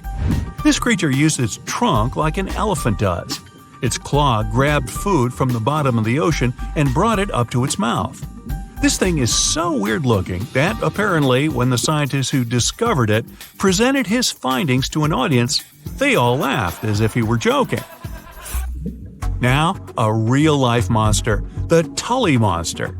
From a distance, it looks a bit like Nessie, that long neck and teeth-lined jaws. But get closer, and you'll see it's more like a long nose with a mouth attached at the end, like a mosquito. Its eyes are further back, sticking out of tubes all snail-like. Tully was an ancient mollusk, about the size of your forearm. It probably dined on jellyfish and shrimp 300 million years ago. Thylacus smilus will put a smile on your face as long as you don't get too close. No, it's not a relative of the saber-toothed tiger. It was a marsupial, making it more related to a kangaroo than anything. And if you compare them to body size, its fangs were actually longer than a saber-toothed tiger's. And they grew continuously. As for that beard on its chin, that's actually all chin. The lower jawbone grew down to a point under the mouth. Those fangs were rooted to the skull, going way back to its eyes. When the mouth was closed, that bony beard protected the long, sharp teeth from breakage. Staganapolis, not to be confused with Minneapolis, might look like a big crocodile with a squished-in snout, but it was mostly harmless. Its small head and very few teeth meant the reptile didn't have much to work with when protecting itself. That's what all those armored scales were for, and no need for huge fangs or long rows of razor-sharp teeth when you're a plant eater. That beak-like tip on its nose allowed the stag to dig up plants. So, really, this reptile was more like a 10-foot scaly pig than a croc. Basilosaurus was a type of ancient whale that lived on our planet about 45 million years ago. Not quite as long as a blue whale, but this guy was still big enough to munch down on other whales and even sharks. Some people believe these monsters could still exist today. Eyewitnesses claim to have seen a giant sea dragon, and Basilosaurus fits the description. Plus, 90% of our oceans are unexplored. There's plenty of space to hide a sea monster. But scientists haven't found any fossils of this ancient whale younger than 3.7 million years. So, this myth is busted. Stegosaurus is one of the most recognizable dinosaurs that ever lived. It can easily be distinguished by those huge spikes on its tail and the bony plates on its back. It was twice as long as a giraffe and nearly 5 times heavier. But compared to its body size, it had the world's smallest brain. It was no larger than a dog's. Pelagornis had the largest wingspan of any bird ever discovered. It was twice the size of the largest bird today, the wandering albatross. Such huge wings made it hard for the bird to take off. It could only do so by jumping off cliffs. And when it finally spread its wings, this giant could only go about 40 miles per hour. The fastest bird today can reach speeds 5 times that. In the left corner, Megalodon, considered the largest and most dangerous predator in the aquatic world. It has a reputation as a cold-blooded hunter who can break a fishing boat with one bite. We're gonna need a bigger boat. But what if he comes face to face with another giant water monster? In the right corner, Mosasaurus, an ancient dinosaur reptile which existed about 80 million years ago on the vast Atlantic Ocean. Their diet was large fish, giant turtles, other mosasauruses, and even birds. So glad I'm not on the menu, ha ha! But to find out if this reptile can defeat the most massive shark that ever existed, we'll compare these monsters in several categories. Let's start with size. Megalodon became extinct 3 million years ago, but is still considered the largest and most dangerous predator in the ocean. We can only guess at the real size of Megalodon. The only remains found of this giant shark are teeth and vertebrae. Kinda sounds like my grandma. She used to leave her teeth everywhere. But with the help of calculations and computer modeling, scientists have concluded that Megalodon's length could be about 50 feet. It's like a New York City subway car, except it won't try to eat you. Now let's have a look at the right corner. The size of the Mosasaurus also remains a subject of discussion, but it's believed that the average length of this monster was about 36 feet. That's the size of a school bus. But in 2016, scientists found the largest Mosasaurus ever. Its length was 59 feet. Compare this to the tallest person ever, 8 feet. Mosasaurus was 7 times larger. Hey, nice job on the quick math. The first win goes to the Mosasaurus, 1-0 in favor of the ancient reptile. The next category is weight. Let's start with the fighter in the left corner. The most enormous individuals of the Megalodon species had an incredible weight from 27 to 59 tons. This is more than the weight of an empty Boeing 737, without the snacks and beverages. Although the Mosasaurus is longer, its weight isn't that much because of its body shape. Adult species could reach 14 tons, which is half the weight of a Megalodon. For comparison, an adult blue whale can weigh up to 100 tons or even more. But whales are not the peak predators like Megalodon and Mosasaurus. In this category, Megalodon wins and gets its first point. It's now 1-1. Let's move on to the next category, speed and agility. Megalodon wasn't the fastest fish on Earth. He could reach a speed of about 11 miles per hour. For example, the quickest sea creature is the sailfish. It can swim 68 miles per hour. But this didn't prevent Megalodon from becoming the top predator in the aquatic world. The average person only swims at a speed of 2 miles per hour. But the Achilles heel of Megalodon is agility and maneuverability. In fact, Meg is a 50-ton truck, so he can't turn and change direction quickly. If he's going to attack, he has only one chance to hit, because if he has to go for a second lap, his prey will have the opportunity to scoot. The exact speed with which Mosasaurus could swim is unknown, but scientists think he borrowed his swimming style from the eel. He would push off with his tail and steer with small side fins. This provided him with incredible maneuverability.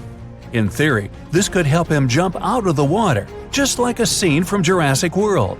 But to know the exact speed with which Mosasaurus could swim, we need to find more remains of this ancient reptile.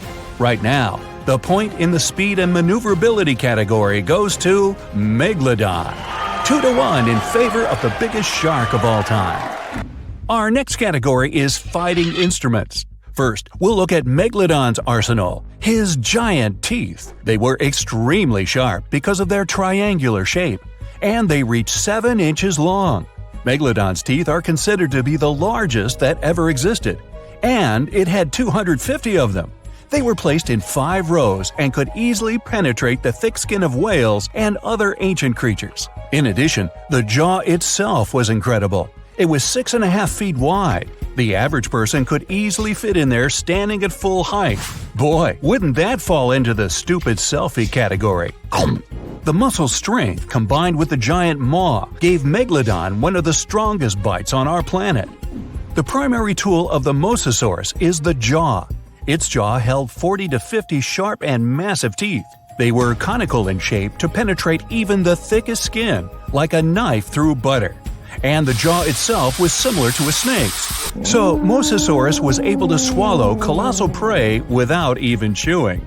In some of the discovered remains of Mosasaurus, perfectly preserved remains of fish were found, and they were 3 feet long. The Mosasaurus' head was a little over 2 feet long, and although this jaw wouldn't be enough to swallow Megalodon as a whole, it could bite off a pretty big piece of him or even just rip off its tail. For this ultimate combat tool, the Mosasaurus gets the point. The score is tied 2-2. The last category is combat skills. Although Megalodon has a giant mass and sharp teeth, he reached the top of the food chain for another reason – intelligence. Scientists found many remains of whales with scars from Megalodon's teeth. These findings have helped to understand the hunting tactics of this giant shark. It turned out that Meg could find weaknesses in other marine creatures and knew where their vital organs were located. Other remains had many fractures. Apparently, the victim had experienced Megalodon's 50-ton ram. It could easily have broken through concrete walls. The whales didn't stand a chance. With the help of strategy and tactics, Megalodon could have handled prey much bigger than himself. He could attack the whale's tail and fins until he was completely immobilized. And then, when the victim was defenseless, well, like they say, dinner is served. Unlike sharks that love to ambush, Mosasauruses were quite aggressive. Scientists found many remains of the Mosasauruses with traces of teeth marks from their own species. Whether they fought for food or territory is unknown, but we know for sure that their fights were brutal. The remains had many fractures, but they didn't ram their victims. No, they grabbed its head and actively bit and struggled, breaking its bones. Such a technique is used by modern crocodiles. Also, the Mosasauruses had excellent vision, which gave them a chance to see the victim from afar and attack unexpectedly.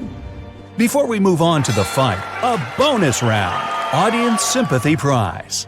Megalodon has appeared in many different movies, TV series, and comics, and each of its appearances has inspired fear in the audience. He really has a reputation as an ideal predator, and I would bet my money on him. Mosasaurus, on the other hand, doesn't have many appearances in popular culture, but the scene where he eats a great white shark in one bite surprised spectators around the world. So this dinosaur has the potential to become a star. This, of course, doesn't affect the outcome of the fight. Oh, there's the gong. Now we'll find out who will win this fight. Opponents meet in the waters off the coast of North America. Mosasaurus noticed Megalodon from far away and attacked first. However, his teeth are not big enough, and he barely hurts the Meg. Now, the giant shark is attacking the reptile. Mosasaurus is very agile, and he easily dodges the slow blows of the Megalodon. They break apart. It's time to change tactics, and Megalodon decides to go for a trick. Mosasaurus is a reptile, though a huge one. This means it breathes air and swims underwater only by holding its breath. Meg begins to descend deeper, luring Mosasaurus into a trap. In deep water, the ancient reptile feels uncomfortable and begins to make mistakes. Megalodon attacks fins and tail, depriving the enemy of mobility. Once the mosasaurus loses its tail, the battle ends. Oops. Megalodon has again proved that he is the king of the seas, and he deservedly stands at the top of the food chain. Hey there! Grab your popcorn and hot dogs. This is gearing up to be the spectacle of the century. We'll compare ancient water monsters in several categories, then pit them against each other in a duel to see which one's the true queen of the water. The contender on the left needs no introduction. The alpha, the boss, the legend that lived on our planet 3.6 million years ago. She's still the hero of myths and legends and a nightmare for fishermen around the world. Make some noise for Meg the Megalodon! In the right corner, Sarcosuchus, aka Sarky. She's the ancestor of today's crocodiles and a real grandma compared to Meg. She lived about 120 million years ago and saw the dinosaurs come and go. They were even her breakfast sometimes. She lived in what is now the Sahara, but there was no desert then, and the world looked totally different. Although this crocodile isn't as famous as Meg, she's still not afraid to go up against the giant shark. Round 1. Size. Since the only remains of the Megalodon are teeth and vertebrae, her true size remains a mystery. But if we compare her remains to the bodies of modern sharks, we get the incredible size of 50 feet. That's like 1.5 buses. But I bet you wouldn't want to take a ride on that kind of transport. Meg's fin alone is the size of an adult. This ancient monster remains the largest shark that ever existed. The largest white shark ever measured was 17 feet long. That's less than half. Now Sarky's turn. Until recently, we only had the teeth of this ancient crocodile to go on. But then, scientists discovered some new remains, and they were able to figure out just how big she really was. Sarky was as long as a limousine, about 30 feet.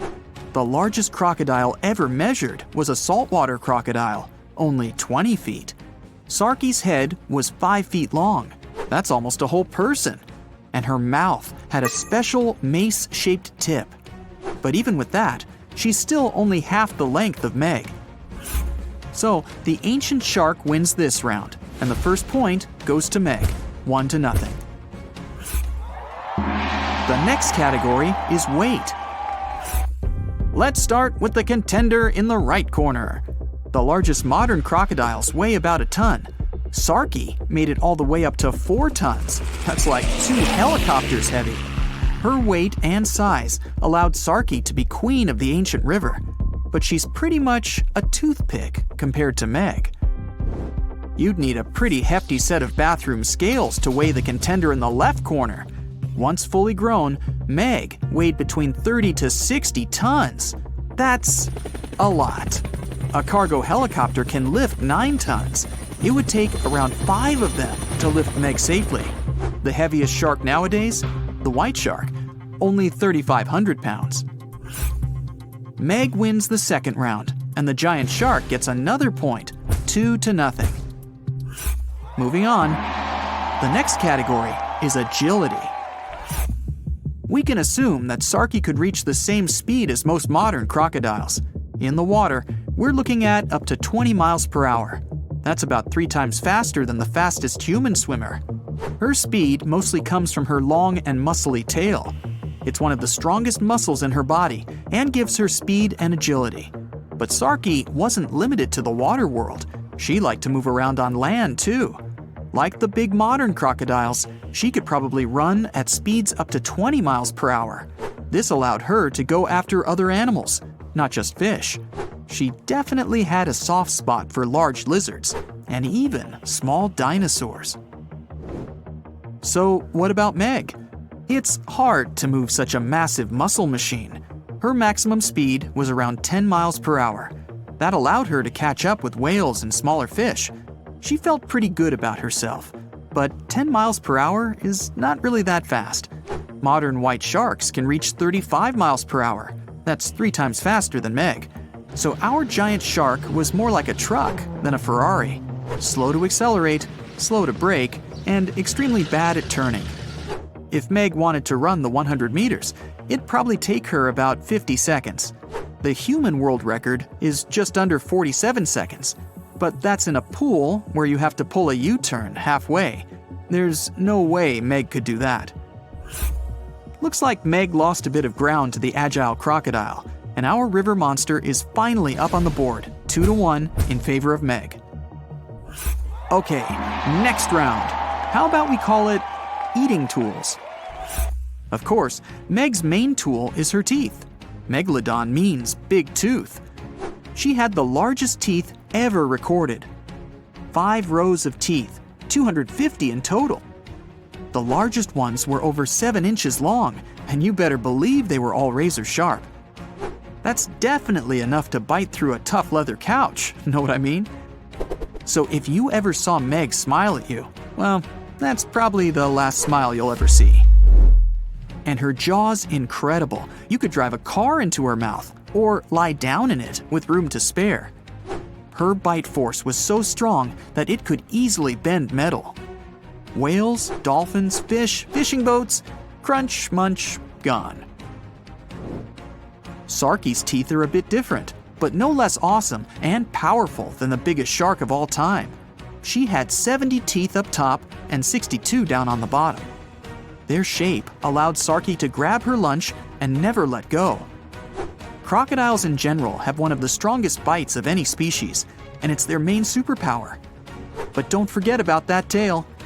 Sarki's was so heavy and strong, it'd be like getting hit by a motorbike. That kind of versatility earns Sarki 1 more point. We're all tied up at 2. Bonus round.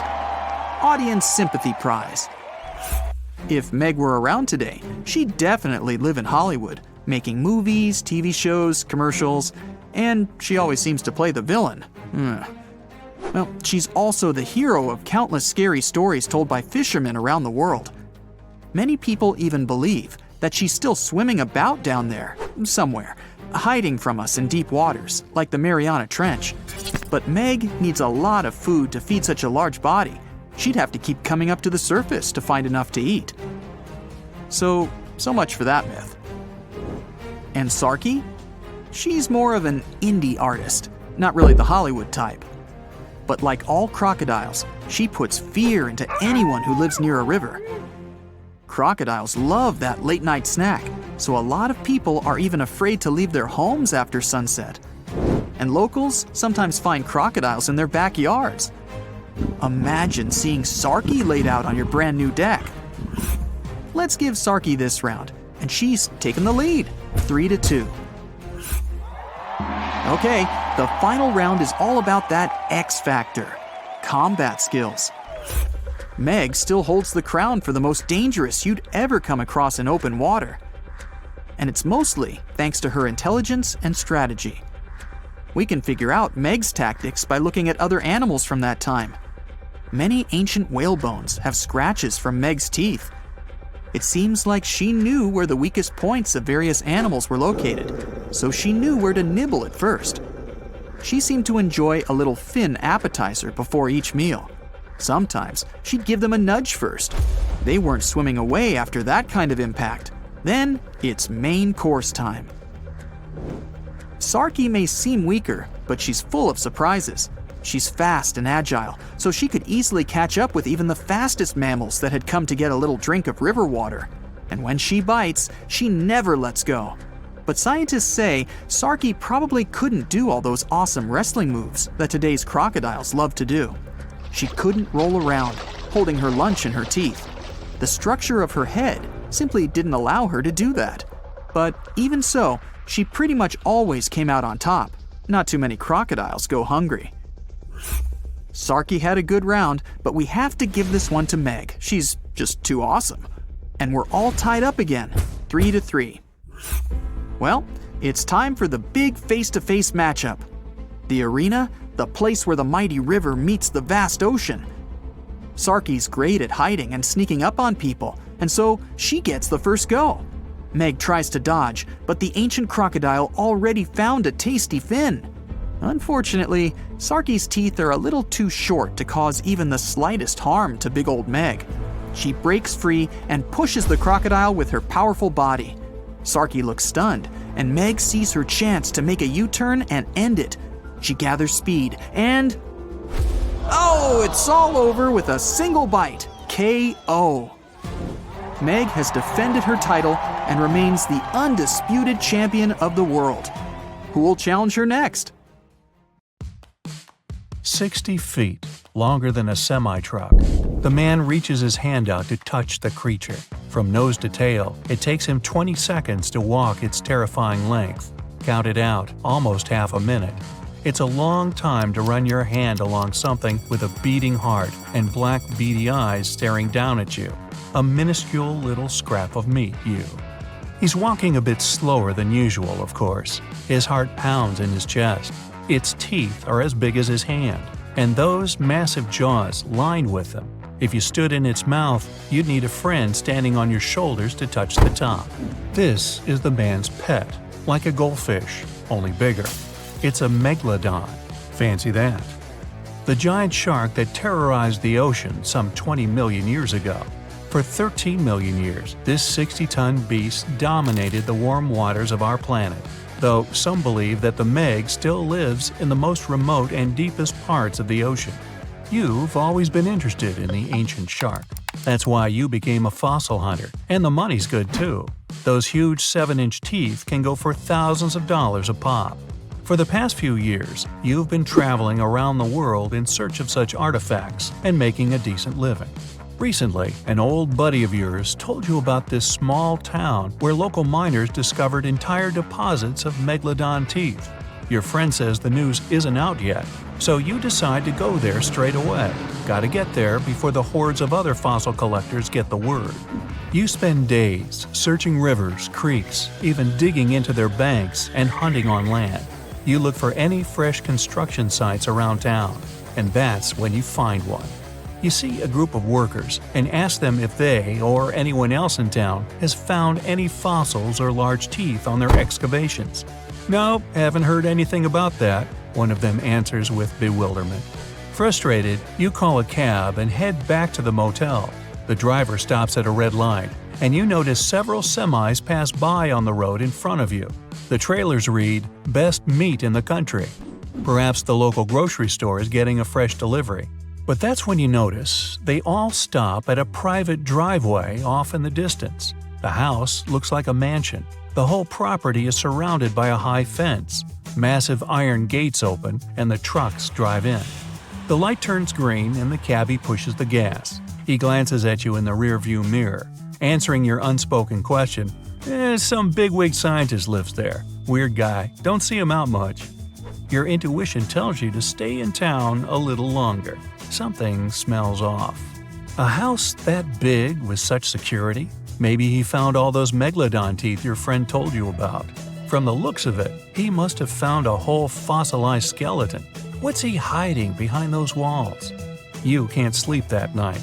Your obsessive curiosity brings you out to the scientist's house in the middle of the night. You just want to see with your own eyes.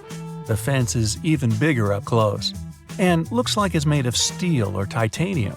This guy is definitely hiding something. You walk along the wall, out around to the backyard. You hear some kind of humming from the other side, like a machine or pump. Big Shot probably has a massive hot tub with that Meg money, you scoff in your head. The structure is way too high to climb, but you notice a tree nearby. You climb it and carefully grab the wall. You hold onto it with both hands, your legs dangling on the other side. You unclench your fingers and thud. Ow! Hard landing, but you're in. You turn around and that's when you see it. A gigantic round pool. Must be the size of a football field. Lights under the water barely make the thing glow. It's deep. You get closer to peer over the edge when, oops, you slip on the wet floor and go plunging in. You open your eyes. It looks even bigger underwater. But then, you see a dark shadow off in the distance. It's getting closer and closer. Within a half a second, the form starts to make sense. Fin, eyes, jaws, rows of razor-sharp teeth coming right at you. You're frozen with fear. A hand grabs your collar and pulls you out of the water. Inches away from your face, the monster's toothy jaw snaps shut. The scientist saved you. You're in shock for a few minutes as you cough and catch your breath. You look up at the man. That was alive? But it can't be. A Meg? Yes, he says calmly. He's a middle-aged man. Gray streaks paint his dark hair. His eyes are tired, but already wise. Oddly enough, he doesn't question your intrusion. Sensing that you're a fellow enthusiast, he instead tells you a story. Years ago, he was out doing some research in the ocean. That's when he found a badly injured shark caught up in some fishing net. It needed surgery, so he brought it back to his lab and operated. While the specimen was healing, the scientist realized this was no ordinary shark. It was a Megalodon baby. He knew he couldn't set it free, and he couldn't tell anyone. The shark could never live an ordinary life if that happened, so he kept it. But as the years passed, the already big baby grew. 10 feet, then 20, 30, and then double that. The first problem he met was the size of the pool. Sharks always need to be in motion, so one thing was obvious. The pool needed to be round. If a dolphin needs a 24 by 24 foot space, and they're 1/10 the size of a Meg, then this pool needed to have a diameter of at least 240 feet. Yep, just shy of a football field. Your initial estimation was right. To pump water into it, the scientists would have to build a house near the sea. But coastal towns are usually crowded, too many prying eyes. He gives you a sly grin. So, he had an elaborate water system built underground. It runs for miles, long enough for him to stay pretty remote, but also gets the 1 million gallons of salt water he needs to fill the pool. But the most difficult part is the feeding. When Megalodon roam the global seas, it live on large fish, whales, and even other sharks. To keep a Megalodon at home, you'd need, well, besides a lot of money, tons of meat, about 2,500 pounds a day. That's the size of a full-grown bull. He has the meat shipped in by truckload. Megalodon is a very active fish. It was always on the move and hunting. To keep it from getting bored, the scientist hooks the meat onto a large mechanical fish. The robot just swims around the pool, and the Meg tries to catch it all the time. Its teeth leave noticeable marks on the metal. When the bot's severely damaged, the scientist takes it out of the pool and repairs it, and then it all starts over again. But now, I understand that she needs to go back where she came from.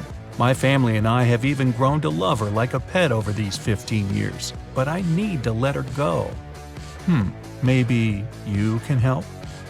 It takes some planning over a few weeks, but together with the scientist, you put the shark in a huge tank full of water. It takes a crane to lift her. You load the thing onto a ship and sail it far away from the shore. As the onboard crane lowers her into the water, the scientist hands you a massive Meg tooth. Here, take this, and thanks for your help. His eyes are misty as he watches her swim away.